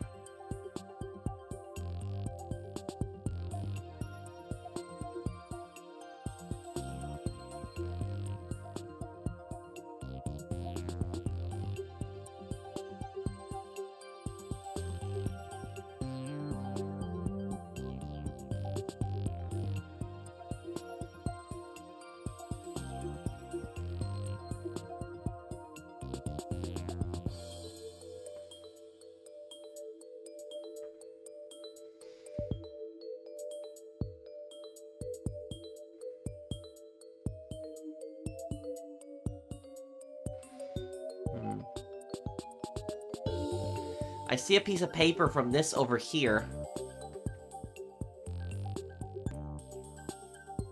It's the TV. So the TV, okay. The TV got dragged. I can't believe I didn't see it. That was a hard one. That was a hard one to figure out. That was. Now that you mention it, I do see traces of something getting dragged. And that drag mark ends. There at the TV. This implies that the TV was originally by the door. I'm convinced that this TV is the object the witness stubbed his toe on. Well, Uendo, how about it? Yes, you're right. It was a TV. 10%, there's still a little bit left. There, the noise level dropped again. Yes, I stubbed my pinky toe on the TV. Well, what of it? Why is this so important to you? So the noise went down, but it hasn't completely disappeared yet. Which means he's still hiding something. Okay, then let's try this tactic instead. Uendo, well, why was the TV moved there? Shizuo must have moved it so he could watch my routine. But what a place to put it, right in the middle of the doorway like that? I didn't want to bump into it again, so I put it back where it belonged. Performances on stage can be viewed in the dressing room using that TV. That's right, it's a closed-circuit monitor that shows the stage. The victim's dying message is clearly visible in them, includes additional info. I see. Now what? I can't find anything else out of the place. I still haven't gotten the noise level down to 0 yet. Simon, I'm still getting noise here, but I don't see anything else fishy. This is precisely why amateurs are such a bother. Sorry. I'm in no mood to play nursemaid here, but if that's what it takes to save the soba shop. Oi, Uendo. Here's a curiosity for you. This table Master Tornado is slumped over. Looks like it was moved. You happen to bump into it while you were moving the TV back? Oh my. Yes, you're right. The TV hit the table and Chisel's body moved with a jolt. That's when I first realized that Shizo was dead. Oh, but how scared I was. I see. Thank you. We're finally getting a more precise picture of how the body was discovered. But I wager you need to put the spurs to NATO just a trifle longer. Right. Can't keep asking Simon to bail me out like this. It's time for me to regain my footing and really stand on my own. Uendo, what you just said now about discovering your master's death, could you please describe all that again for the court in detail? All right. But before you do, let me just plug in the latest information.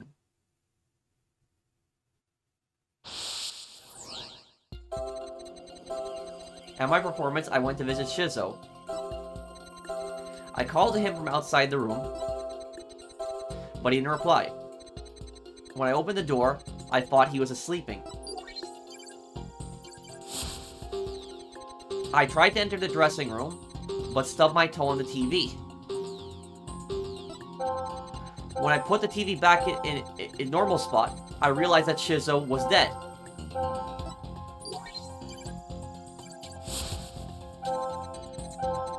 Seeing him slumped over that cluttered table... Oh, Shizo.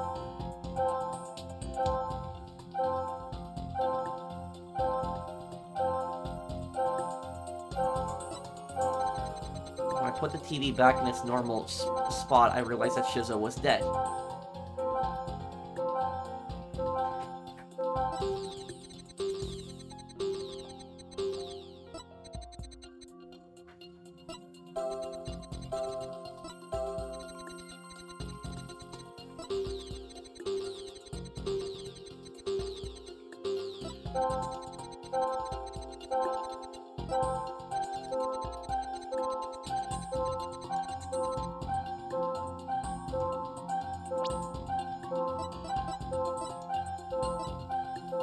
The unexpected emotion response, what is it?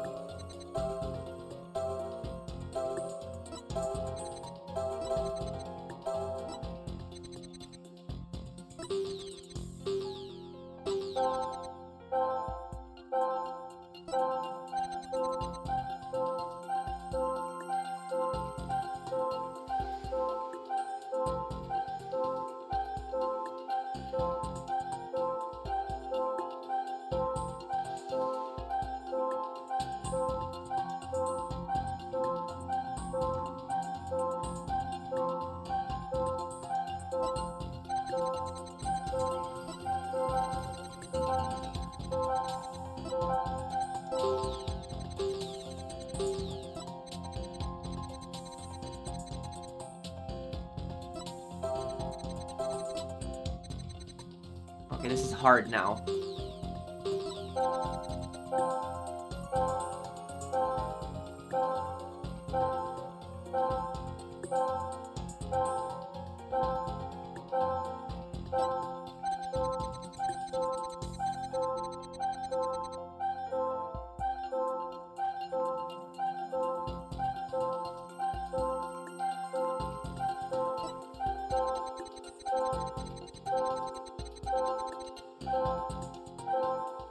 When I put the TV back in its normal spot, I realized that Shizo was dead.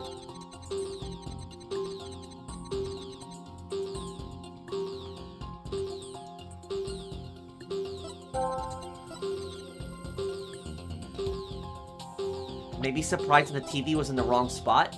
Got it!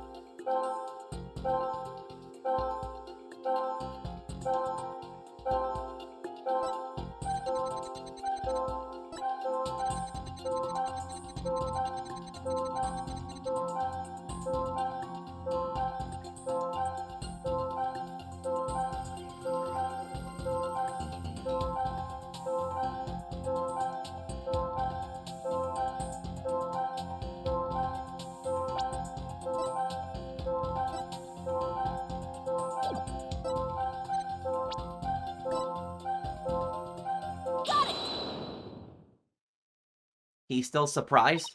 That's odd. After the initial shock of finding the victim dead, you reacted with surprise again. Yeah, so that one I guess was a little hard to find. That, it was surprise again a second time, but, you know, I was thinking that he would still be surprised. That one was pretty hard to find, that one. What was it that surprised you, Uendo, besides your master's death? What do you mean? What's more, you were even more surprised the second time than the first. What could surprise you more than finding your late master?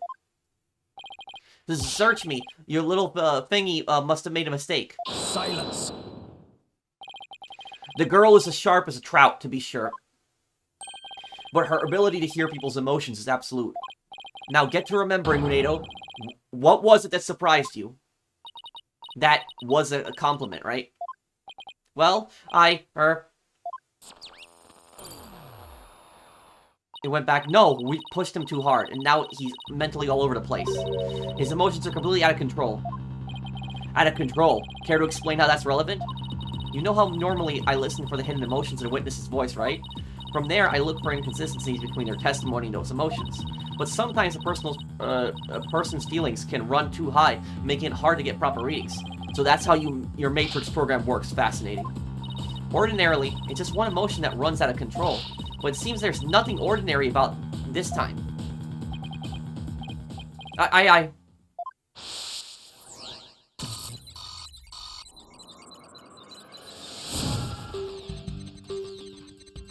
He's just full of anger.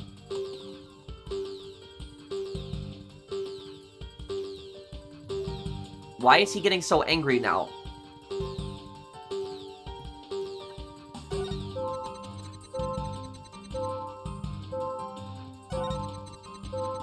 But he didn't reply.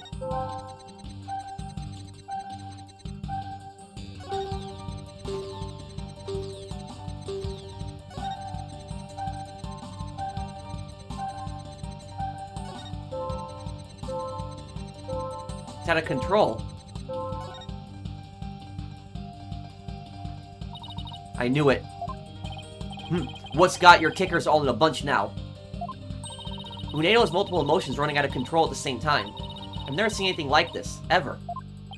So how does one bring a situation like this back under control? I'll have to find the root cause of this tangled mess before I can treat him.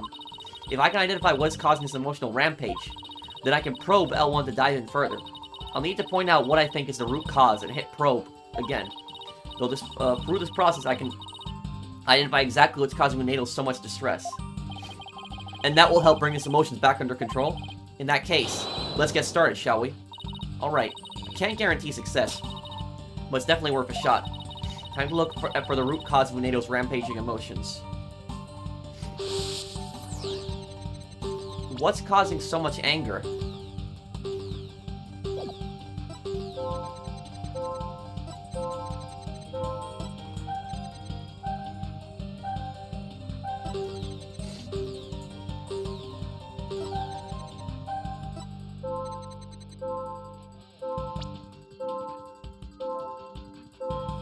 The cards. Let me see if it's the cards. Got it. I get it now. The cards are the root of it all. Don't try to deny it. You can't hide your feelings from me. The dying message that was left at the scene of the crime is what was causing your distress. And if the dying message was the cause of all those feelings, then that means the phrase 0 and 4 must mean something to you. Oh, this theme, this is actually Athena's theme from Dual Destinies that's playing. It's in Spirit of Justice. Her.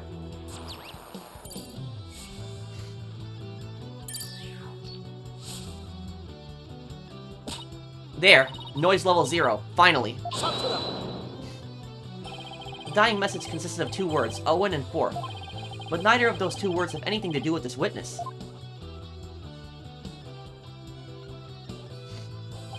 This topic warrants no further argument.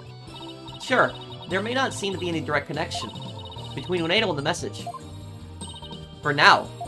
But why don't you wait and decide what's necessary after you hear my theory? I trust you hit upon something, Athena. Yup, if my theory's right, We can finally solve the case of Uendo and the mysterious 0-4. Heh, well, go on then. I can already tell this promises to be interesting. Now, please share your theory with the court, Miss Sykes. There is something puzzling to me about Uendo's out-of-control emotions just now. Namely, that there were 3 distinct reactions present. I had never seen that before, and I wondered how it could be possible. Is there a conclusion to this, meandering musing of yours? Hold your horses. I'm getting there. So, could a person flip between 3 distinct emotions of such intensity like a switch? In the end, I concluded that it wasn't just possible. Ha! So that's it, is it? A bit unconventional, but I'll grant that it's possible in the realm of psychology. Within the realm of psychology? I'm afraid you'll have to explain it for the old man up here on the bench. Your Honor, my theory is that Uendo is a robot? No, that's stupid. Has supernatural powers? No. Has multiple personalities.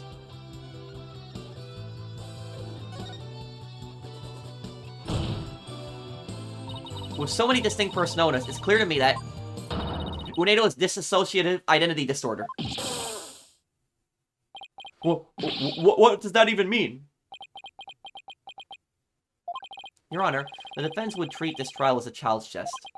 Multiple personality disorder. A preposterous proposition indeed. Would you not agree, witness? How did she know? How did she figure it out? Oh, he just confirmed it. Volkunka! I can't believe it. I did it. I did it, Simon. I've read papers on it before, but to think I'd see a case of it for myself. Blinding Rakugo artists tell stories as different characters, but as different personalities. Hey, you lawyer girl. You've got a problem with us, huh?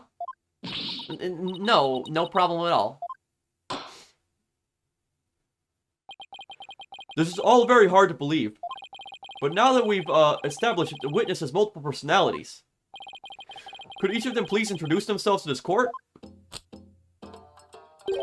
Uendo Tonedo, I'm a Rakugo storyteller, as you know. Hello, everybody. Patches, the friendly jester here. Hee. Kisegawa, courtesan. And is that all of you? Yes, that's all of us. So there are 3 personalities in total. Uendo, Patches, and Kisegawa. I don't know too much about this. Anybody that knows about multiple personality disorder, let me know in the comments. But I don't know. It's apparently it's the view that people can switch, that they have multiple personalities that can take over at any time. I don't know much about that. Let me know in the comments if this is realistic at all, or if anybody knows more about this form of psychology.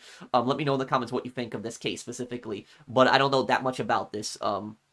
I do know that I do know it's a real thing, or at least it's called something different.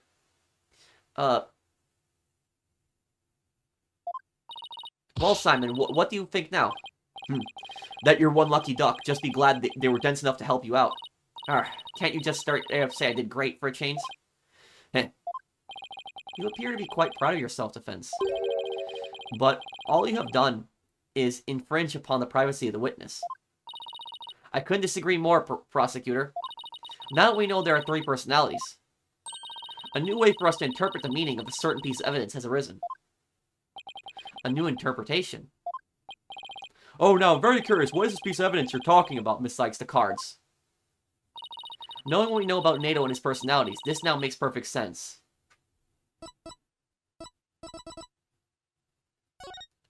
Owen, 4th. Take that! The Karuta cards. Owen is the 4th personality. That's right, Your Honor. Recall the original dying message left at the scene. We didn't have a clue as to what Owen 4th could possibly meant. But now, with this new information about Uendo and his personalities, isn't it possible that Owen 4th actually means a secret 4th personality of Uendo's? A personality named Owen? What? Pokunka! Uendo must have kept his dissociative identity disorder from us because He didn't want to be associated anyway with that dying message. No, that's not why. We kept our disorder a secret for a different reason altogether. We've been taking advantage of our affliction to act our various Rakugo characters. If word of this got out, well, our reputation as Rakugo artists would be tarnished, as would the tornado name. That's why we kept it a secret from everyone except members of the tornado school. But really, there is no fourth personality. It's just the three of us in here. A plausible enough sounding story. But it doesn't prove you didn't rearrange the cards, does it? But... I will concede that it is highly likely that the witness rearranged the cards. Prosecutor Sadmati actually agreeing with us? However, is it not also possible that the accused killed Master Tornado?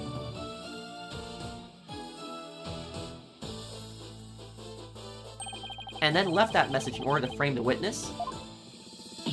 Ugh. And upon noticing the cards, when he found the victim's body, Uendo rearranged them. Silence! A fantastic tale, but a tale nonetheless. No one outside the Tornado School knew about Uendo's multiple personalities. Uendo just finished saying so himself. Ah, that is a true, but ultimately meaningless point. The witness was only in the dressing room for 2 to 3 minutes. That's far too little time to commit murder, wouldn't you say? Objection! Then who's to say he couldn't have done it before his discovery? Objection!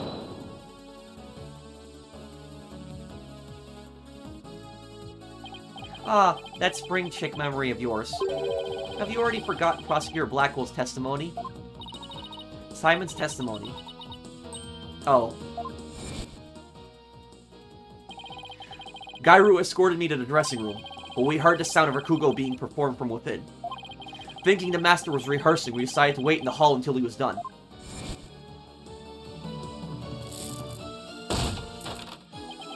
That's right, until just a few moments before Uendo entered the dressing room. Taifu Tornado was confirmed to still be alive.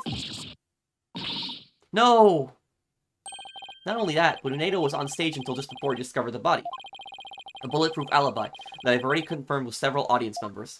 Oh, no! I also heard that his Rakugo performances that day was a steaming pile of... Well, you get the picture. Yes, I'm afraid so. Really stunk up on stage, I did. Hehe. And yet, I have a perfect alibi. Indeed, why not land the coup de grace on the defense by describing your alibi, witness? Okie dokie, Smokey. Witness testimony. Oh, this is gonna be good. Uendo's alibi. I was on stage until this moment before I went to the dressing room. The entire audience was my witness. But my performance was a huge blast. Not a single soul laughed. I'll never be able to live down how terribly I bombed during that very important show. Uendo was on stage before he found the body, so he could not have committed this crime. It is time to let it all go, defense, and move on. No! We'll get this, Prosecutor Sadmati. The Write Anything agency never gives up. We fight to the bitter end. Heh. Allow me to say once more, let it go and move on. And allow me to say once more, I'm never giving up. Let it go, and never. This is pointless. You should have taken advantage of this opportunity while you could, you foolish child. Your worthless convictions only serve to prolong the accused's suffering. If words will not sway you, then perhaps pain will. Oh no, anything but this.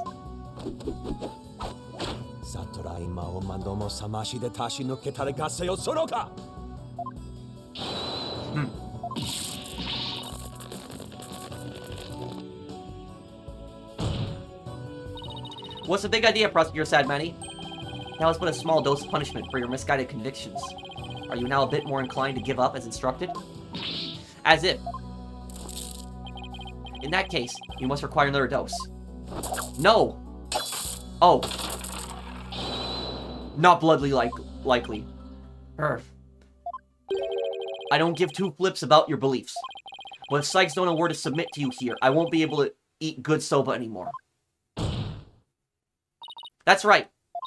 For Mr. Wet's future and Prosecutor Blackwill's stomach, I will never give up. You will rue those words, Defense. Oh, that I can assure you.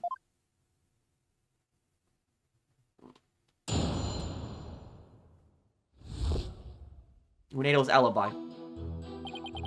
I was on stage until this moments before I went into the dressing room. Hold it! How can we be sure it was you who was on that stage? Are you asking whether it could have been some imposter? I guess so. Unlike a big arena, a Rakugo theater is a cozy little place. It would be hard to fool an audience in such an intimate setting, don't you think? Yeah, I guess you're right. Good. I'm glad we could clear that up, because I guess you could say the entire audience was my witness. Hold it! Was there anything special about the stage or your performance that you can tell me? For example, were the lights dimmer than usual? Were there any problems or accidents? Not a thing. Everything was the same as always. Mr. Prosecutor, you questioned the audience, didn't you? Yes, of course. Apparently, nothing seemed amiss to them except, well, one small thing. One small thing? Oh, it's so embarrassing. I tried my best, really. I did. What was that one small thing? Well, my performance was a huge bust. Not a single soul laughed. Hold it! Do you have any idea what went wrong? I'm not sure if it was my performance, or if it was just that particular audience. Or maybe it was the story I picked. But every entertainer knows that this kind of thing happens from time to time. I guess that makes sense. Still, I wonder how he could have flopped at his own commemorative show. Maybe I should dig into things a bit more. What Uendo performed. Could you tell me which Rakugo story you performed? I could, but I'm not sure if it would mean anything to the uninitiated. Well, even if it might not get it. Can't you at least try me? Alright, if you insist. The story performed is called Toki Soba, otherwise known as Time Soba. Time Soba, huh? Maybe Uendo's right. He's only said the name of the routine, and I'm already lost. Ah, so you performed Time Soba, did you? What? You know what Prosecutor said, Manny? In the course of my studies last night, I became familiar with a number of stories. I must say, Defense, you would do well to prepare better for your next trial. Simon, what's Time Soba about? Look it up yourself. Allow me to give an overview. The story takes place on a winter's night. A man orders a bowl of soba at a street stall. How you doing, sir? What can I get for you? I see you've got seaweed-topped hanamaki soba and mixed-top... I'll have a bowl of shibaku, my good man. I'm sure it is cold tonight, but there's nothing like a hot bowl of noodles and soup to warm the soul. I like how he memorized the whole story. You know it, sir. One shibaku coming up. So how's business? Not so great, sir. Is that so? Well, that's great, because things can only get better from here, right? Well, Prosecutor. The customer talks on and on like this. Finally, when he is done eating, he goes to pay for his soba. So how much do I owe you? That'll be 16 months, sir. I see. Sorry, but I only have a small change on me. I'll count the coins in your palm, so could you hold out? 1, 2, 3, 4, 5, 6, 7, 8. Hey, what time is it? It's 9, sir. 10, 11, 12, 13, 14, 15, 16. Thanks, and bye. Oh, very well done, Prosecutor Sadmanny. That was excellent. Huh. I don't get it. What was so funny about that? Don't you see? The customer paid with coins, counting them out one by one. Then just after counting 8, he asked about the time. And the soba vendor answered with 9. Oh, now I get it. He made the vendor say 9, and then he continued counting from 10. Exactly. He cheated the soba vendor out of 1 mon with his smooth talking. The story continues with another man who saw the whole thing and tries to do the same. But he bungles the trick and ends up paying more than 16 mon for his soba. The story ends on that as a punchline. You can look up the rest of the details yourself. Or I'm sure Prosecutor Sadmonks over there would love to perform for you after court. It's a Basically, the story about a man cheating on his soba bill. That's kind of a petty, isn't it? Is that really all you have to say about this classic story? Time soba is such a well-known staple of Rakugo that the skill of the artist... Fine, so you studied a lot. But we haven't had the time for a lecture detour right now, Prosecutor Sad Monk. Oh, I wanted to hear a little more, but I suppose it is off topic. Getting back to the matter at hand, Miss Sykes, the witness stated that the story I performed is called Toki Soba, otherwise known as Time Soba. Would you like to add this statement to his testimony? Should I have this statement added to his testimony? Have it added. Yes, Your Honor. I'd like to have it added. Very well. The story I performed is called Toki Soba, otherwise known as Time Soba. Toki Soba.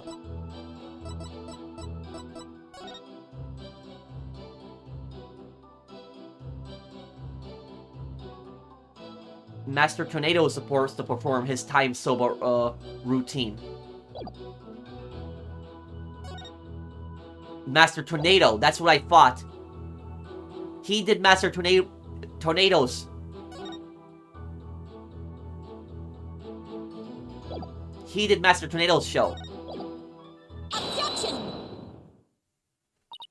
Uendo, isn't there something odd about the routine you performed? Odd? No, I don't think there's anything odd about it. But that's exactly what I find odd. The fact that you don't think it's odd. Objection! We are discussing the witness's alibi at the moment, defense. The show's program is completely irrelevant. Objection! That's where you're wrong, Prosecutor Sadbatty. The reason being, it contradicts the statement the witness just made. Uendo, do you know what this is? No. What is it? This is an invitation to the show, sent from Master Tornado to Prosecutor Blackquil. Included in the invitation is a rundown of the show's program, which clearly states that Time Soba was performed by Master Tornado himself. No. Uendo, why did you perform the routine your master was scheduled to do? Well, you see, the reason for that is... How do I say this? You see, let's say it was a prank. That's right. It was just a little joke, you see? I was trying to surprise Shisho by performing his routine before he did. I don't know if I buy that. Was doing the victim's routine really just for laughs, or... Hey, didn't Simon happen to hear Time Soba coming from the dressing room? During Uendo's performance on stage? It seems like too much of a coincidence. Wait, can it be? What's the matter? You look like a hen with a dozen eggs to lay. I figured it out. I figured it out. He's been dead hours beforehand. How do I know this? The TV was playing Time Soba. And he was doing Time Soba at the same time. Remember what he said about the TV? The TV is closed circuit TV. It will play that. So, he was playing that. He was playing that while he was already dead. So they were saying, oh, he was rehearsing in that time. No, he was trying to make it seem like he was still alive. That's why the TV was in there. The TV was near the door on purpose so that they could hear it. He was already dead hours beforehand. What's the matter? You look like a hen with a dozen eggs to lay. Stop comparing me to birds. Then seize this bird brain timidity. If something has occurred to you, then lay it out for us already. Don't breed resentment in those watching your performance. Oh, okay. I don't have a ton of confidence in this theory, but here goes. It looks like Uendo's alibi checks out, Your Honor, but even though he was on stage at the time, he may have been trying to obfuscate a crucial detail about this case. Are you referring to the Soba bill that the man tried to skimp on in the witness story? I'm talking about the Rakugo story, Your Honor. Oh, I'm sorry, but then what are you talking about, Miss Sykes? What Uendo may have been trying to do to deceive us about was the time of the victim's death. Uendo tried to deceive us about the time of the victim's death. What? He... Objection! What gibberish? Prosecutor Blackquil even testified at the time of the victim's death. I know. But he only testified that way because he and Gairu I've been completely taken in. You mean by the solar bill thing? Would you please forget about the story for a second, Your Honor? I was deceived? Pray tell, how did Uendo manage to deceive two people while he was performing on stage? That's easy. All he had to do was use a certain prop in the dressing room. Oh, and what might that be? The prop Uendo used was the TV. Take that! This TV was used to view what was happening on the stage. Prosecutor Blackquil, when you came to the dressing room, what was Uendo doing? He was, performing Time Soba. Blast, could it be? Yes, it could, and it was. What you and Gairu heard was not Master Tornado practicing his routine. It was Uendo's performance, as heard through his TV monitor speakers. What? With the TV just inside the inner door of the dressing room, it could easily be heard from the hallway outside. And because we knew that Master Tornado was scheduled to perform Time Soba, we were easily manipulated into thinking he was still alive at the time, rehearsing. Yes, your knowledge of today's program is why the two of you could be fooled this way. Simon, did the voice you hear belong to Master Tornado? with the doors in the way, I couldn't tell exactly who the voice belonged to. But because I heard Time Soba, I just assumed it was Master Tornado. I can't believe I was taken in by such a simple mind game. Objection. All of that is mere conjecture. Where's your proof, defense? Objection! Uendo moved the TV back when he discovered the body. After all, he couldn't very well leave it by the door, because then somebody might figure out the trick he'd been playing. And there's one more thing about Uendo's actions that's suspicious. And that is? The fact that he flopped so badly on such an important occasion. What's so suspicious about that? Even pros slip up once in a while, you know. But I believe that this time, it was intentional. Because Uendo knew it'd be strange to hear laughter coming from the dressing room. Oh my! Yipes. It's all just a bit too perfect to be sheer conjecture. Plus, if the voice Prosecutor Blackquil and Gairu heard was due to Uendo's scheming, then the victim's time of death could have been earlier than 4 p.m. In other words, Uendo could have killed Master Tornado himself. We've got you by the stones now, Uendo, so you better confess everything.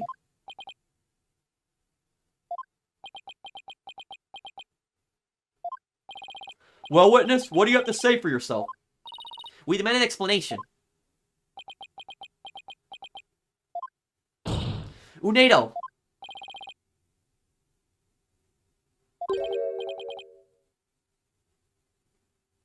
I confess. I tampered with the crime scene.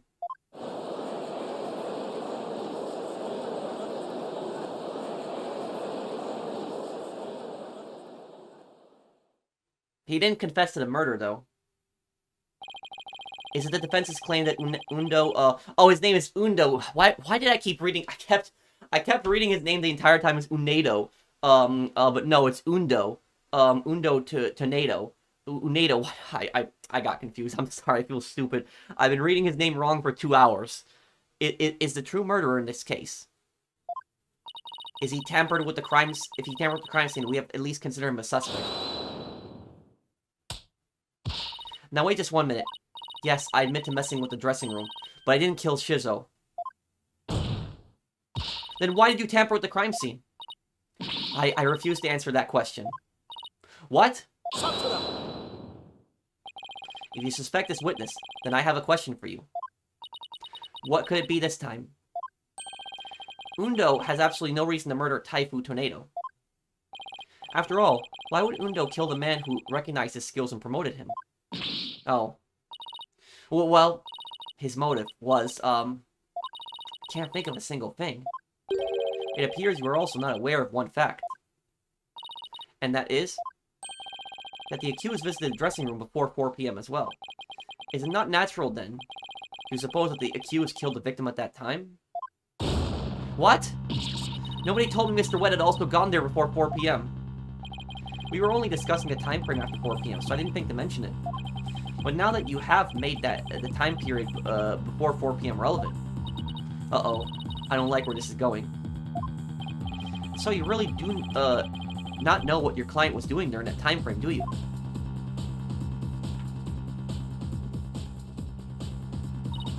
Well, it was all very sudden, and, why did you wait until the very last second to contact me, Simon? Don't give me that, look. And just so you know, Bucky never told me he had visited the Master before 4 p.m. either. This sort of thing is exactly why the prosecutor keeps calling us unprepared. The defense will stop squabbling this instant. Sorry, Your Honor. Prosecutor Sadmati, please continue. Thank you, Your Honor. Defense, you know the soba-making implements in the dressing room, correct? Is he talking about the equipment for making soba noodles? You speak of the large bowl that is used to mix buckwheat flour and water. The long rolling pin and the special knife that is used to cut through dough and noodles. That could have been used to strangle him, that.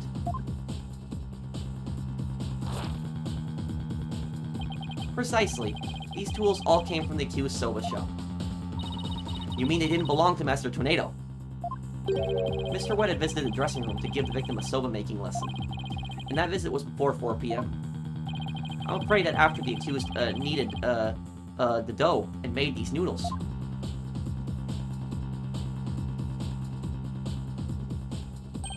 He committed the act of murder. But wait, that doesn't add up. If Mr. Wet killed the victim before 4 p.m., why would he return to the room at a later time?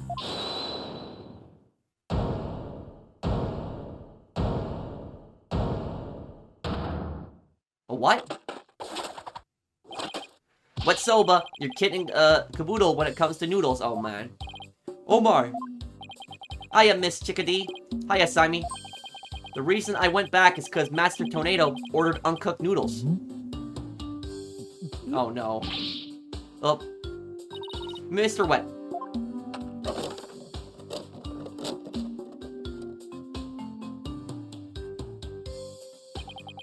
Yesterday, I brought noodle-making tools to the dressing room at around 2 p.m.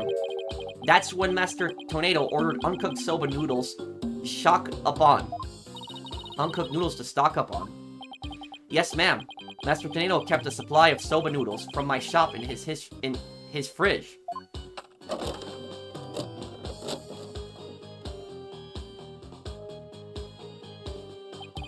He only had one serving left, so I went back to my shop to get some more. Heck, one serving of noodles in the fridge, but I thought the fridge was practically empty. Anyway, the whereabouts of the missing noodles isn't all that important now. You ran into me in Gairu when you came back to deliver the noodles uncooked, so, correct? That's right, Simon. I made time out of my busy day to deliver him the noodles. And you know what? He ignored me when I called to him from the inner doorway. He just kept mumbling Rakugo lines for ages, so I got mad and went back to my soba shop. So that's why you got mad. If that's what he's saying is true, there's no way he could be the murderer. I swear I'm telling the truth, Miss Chica. Oh. So, when he heard, like, soba lines... Bailiff, quick! Get this man to the infirmary! Oh my god. Well, I dare say he's quite the handful. Your Honor, please accept the statements Mr. Wet just made just now into evidence. Objection. I believe the accused statement about going to the room around 2 p.m. is true. For it falls within the victim's estimated time of death. That opens up the possibility that the crime was committed between 2 and 4 p.m. That's some critical information. Yes, Your Honor. But other than that, one point, Mr. Wet's statements are dubious and without proof. Objection! But they are the words of the defendant himself. Simon, back me up here. He has a point. If I were the prosecutor, I wouldn't accept them either. While I understand the defense's feelings in the matter, this court isn't able to accept anything other than the time the defendant made his visit. Now what do I do? I trust you have no further objections, defense. At last, time has come to send the soul of the victim onward to the Twilight Realm. Silence. What are you yammering on about, Prosecutor Sad Monk? We still have something we need to question Uendo about. We do. Like what? Well, don't just stand there. But we don't have any evidence left to present. Have you forgotten already? Isn't there still a hidden witness you have yet to question? A hidden witness? Oh, that's right. Your Honor, there's still one more issue we haven't finished discussing yet. Oh? And what is this bit of unfinished business? We haven't finished discussing this issue related to Uendo. Owen. Yeah, Owen.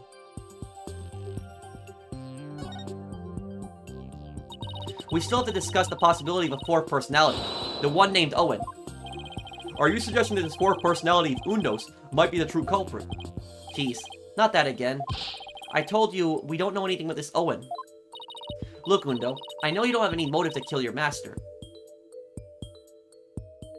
But this Owen may have, one for all we know. Come clean now, Uendo. You've got another personality stashed away, haven't you? Please tell us everything you know about Owen. That's enough. The witness has already stated that he knows, not of any Owen character. Bravo! You tell him, Mr. Prosecutor. Hee hee. Hey, Patches. If you claim you don't know Owen when you really do, that's tantamount to perjury. If you want to exercise your right to remain silent, however, well, that's a different story. Do not listen to the depraved prosecutor witness. You will be tainted with his evil. Do you have any idea how dark and cold a prison cell is? I exercise my right to remain silent. What's this now? Changing horses in midstream, are you? Just shut up. I will remain silent, and that's it. Patches, you fool. You stay out of this. Ha ha ha! Patches is not the brightest bulb in the box you call a noggin, is he? The fact that he switched from I don't know any Owen to I will remain silent is proof that he does know Owen. There it is again. Well, you can't really use their silence as evidence. Simon's formidable psychological manipulation tactic. I'm sure glad he's on my side today. Objection. You dirty, despicable, depraved prosecutor. You were leading the witness. Witness, there is no need for you to submit yourself to the defense's for questioning. Objection! Your Honor, Uendo is definitely hiding something. Please allow me to question this witness about the existence of Owen. I suppose only this witness can confirm or deny the existence of Owen for us. Very well. I will allow the defense to proceed. Polkunka.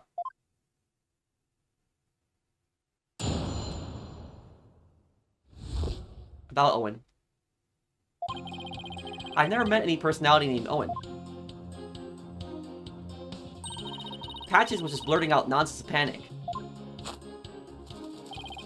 We're always aware, so we're definitely noticed if a personality like that showed up.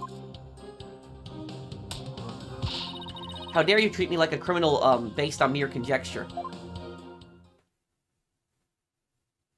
Wow, how am I supposed to deal with the testimony of 3 personalities? Unless you can prove the existence of Owen here, it's all over. You better, best screw your courage to a sticking place and attack their testimony head on. Alright, I will. Just stop piling the pressure on me. I have to draw out some info. Anything to drag Owen out into the open.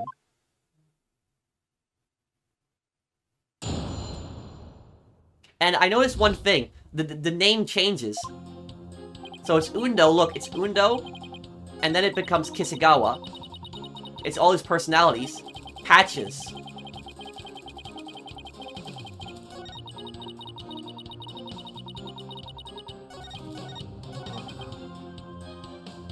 I've never met any personality named Owen. Met, huh? Is that how you experience each other? Like people meeting on the street? Well, it's more like all 3 of us are always here. And the personality that's most suited to the moment is the one that comes out. So when you're out, Uendo, what are the other 2 doing? Well, we never know when our turn will come, right? So we stand by and listen. So that means all 3 of you share the same memories. I never really thought about it, but I guess that's right. I see. Thank you. Please continue. Patches was blurting out nonsense in a panic. Hold it! Patches, can I have a word with you, please? Hehe. Why, hello. You rang? You said at first that you didn't know anybody named Owen. But then you exercised your right to remain silent. Were you afraid of committing perjury? Well, you see? I'll take over from here if you don't mind. Listen, I hate to say it, but Patches is about as smart as a sack of rocks. Also, I will tell you guys something. If somebody had a disorder like this in real life, they would never be allowed to testify. A testimony like this would be completely unreliable. If you grill him with a bunch of faulting words, he's going to want to keep silent. I see. So looking after loose-tongued Patches is your role, is it, Miss Kisagawa? Well, I don't know about that. But anyway, I do know that Patches was just flustered, and that's why he decided to remain silent. We're always aware, so we're definitely not noticed if a personality like that showed up. Hold it! But what if, for some reason, you three were unconscious at the time of the incident? If the three of you weren't alert and aware, what would happen? What would happen? I'm not even sure what you mean. I mean, you three share the same memories, right? But what if Owen is different? What if he has memories separate from yours? Maybe Owen emerges when the three of you are unaware or unconscious. Objection. Instead of speaking as if this fourth personality is a foregone conclusion, I suggest you prove his existence first. Well, we've already seen 3 personalities. A 4th wouldn't be a stretch.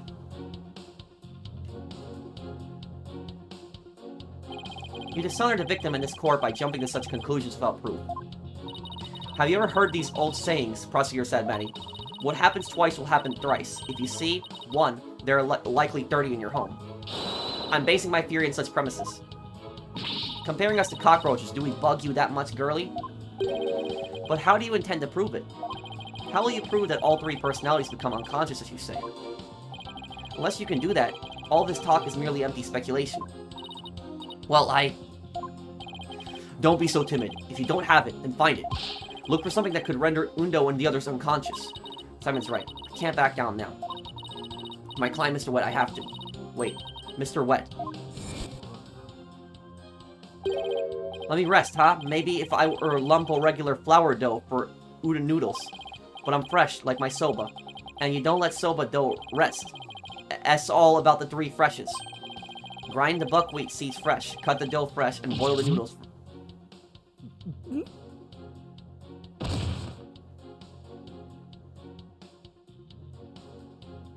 He's blacked out. Mr. Wet, falling unconscious. Wait a minute. Think I've got it. Miss Sykes, do you have any proof to back up your theory? Yes. Yes, Your Honor, I do. The proof is right here in this crime photo. It is. In that case, please point out what supports your theory. This most likely is what caused Uendo to lose consciousness.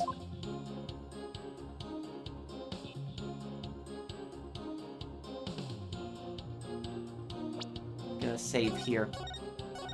It's the soba.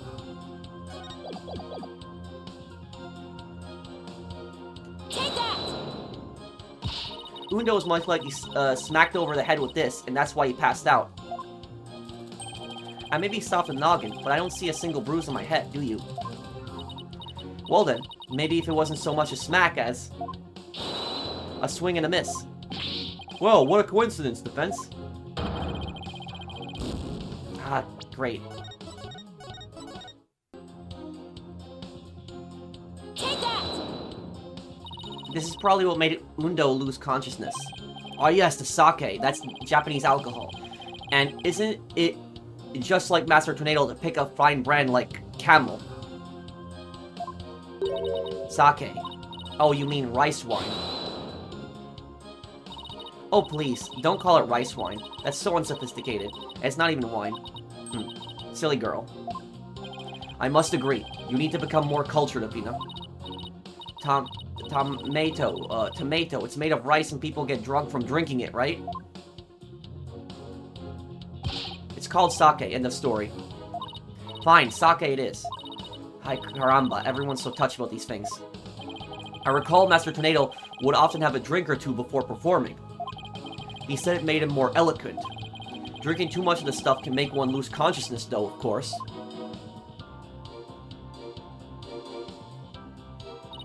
And look, there are 2 glasses on the table. How did I not see the second glass? Uendo, I believe your master offered you some rice wine, I mean sake. And then you must have drank too much and passed out. That's when your fourth personality, Owen, emerged.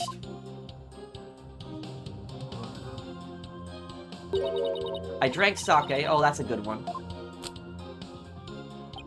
We have a real sweet tooth, you see. So yes, we did accept a sugary red bean bun. But since we really dislike sake, we said no thank you, to that. Believe it or not, we're real weak when it comes to booze, hee hee. Even a tiny drop can knock us right out. So you see, I had a sweet manju bun, but I didn't drink any sake. What? But that can't be right. The defense demands that the glasses be examined right away.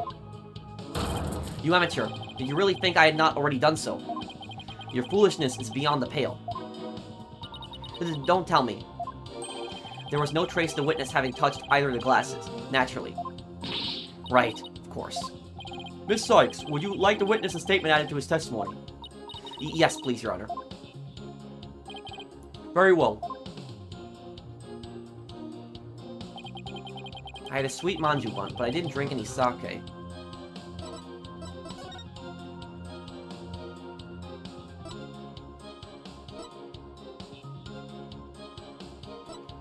Wait a second.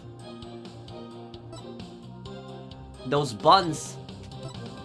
Could those buns have alcohol in them? Because they have camel symbols on them, too. Hold it! So if you had even a tiny sip of sake, you conk right out, huh? That's why you didn't touch the glass that Master Tornado offered, correct? Yes, that's right. Then maybe you ate something that had sake in it as an ingredient. I don't recall doing anything like that. He doesn't recall doing it. But that doesn't necessarily mean he didn't. He just might not have known that he did. Better take another good look at the evidence. So you didn't drink any sake, huh? Oh boy, now we're in trouble. That kind of answer is exactly why Sad Monk keeps insulting you. Now use your head. There are countless ways Uendo could have gotten sake into his mouth besides drinking it. Well, I don't know about the countless part, but... With nothing. Give it some thought, and you'll figure something out. So the witness must have had something that contained sake. Is there anything in the court record that hints at something like that?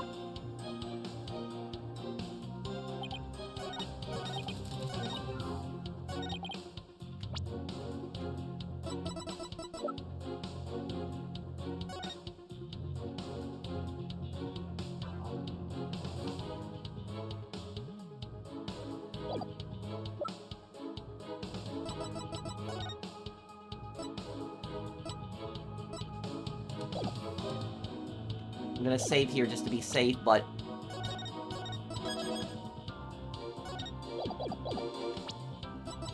Objection!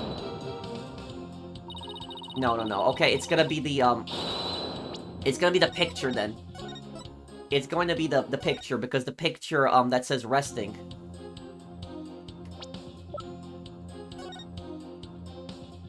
This picture here has the camel on it. Objection! This shows what most likely made Uendo lose consciousness. That note. Are you feeling lightheaded, child? Or perhaps a bit peckish? I'm not hungry, and my head feels just fine, thank you very much. Look at the paper this note is written on. Isn't there something familiar about it? What exactly is your point, Defense? That faint design here reminds me of the paper from... Yup, it's a piece of the wrapping paper on the box of manju buns by the victim on the floor. Uendo, you may not have drunk any sake, but you did eat a sweet red, bean bun, right?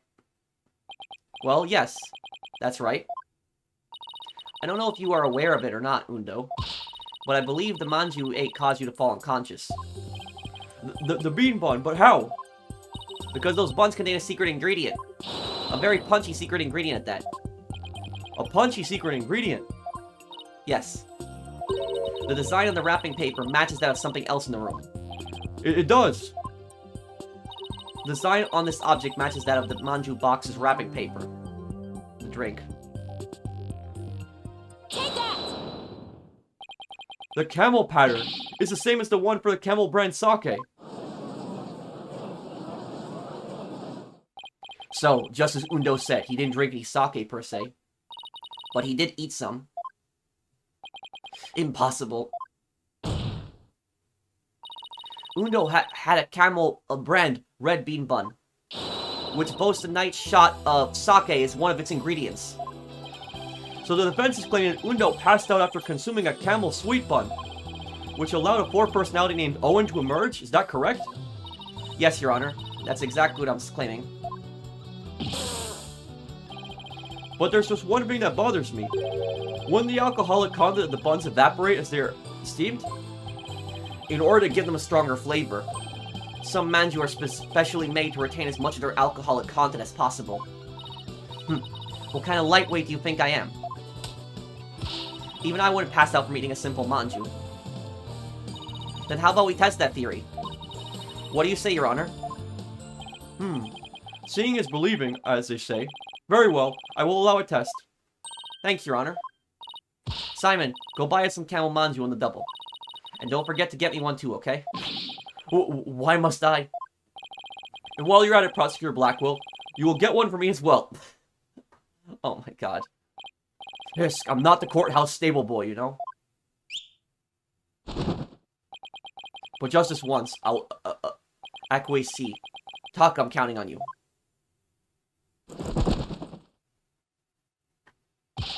And all of you had better pay me back.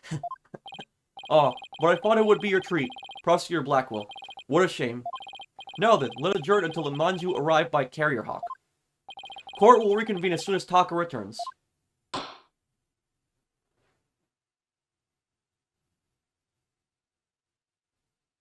Okay, so that is it pretty much there. Well, this case took a big twist, so it's apparently a different personality, so if he eats the manju bun, he's gonna instantly pass out, and then his fourth personality is gonna take over the killer personality. So I guess we'll see what that's like. Wonder if they're gonna testify. But I guess we'll wrap this up here. Thank you guys for watching. Hope you guys enjoyed this. See you guys in the next one. Take care, everyone. Have a wonderful day, guys.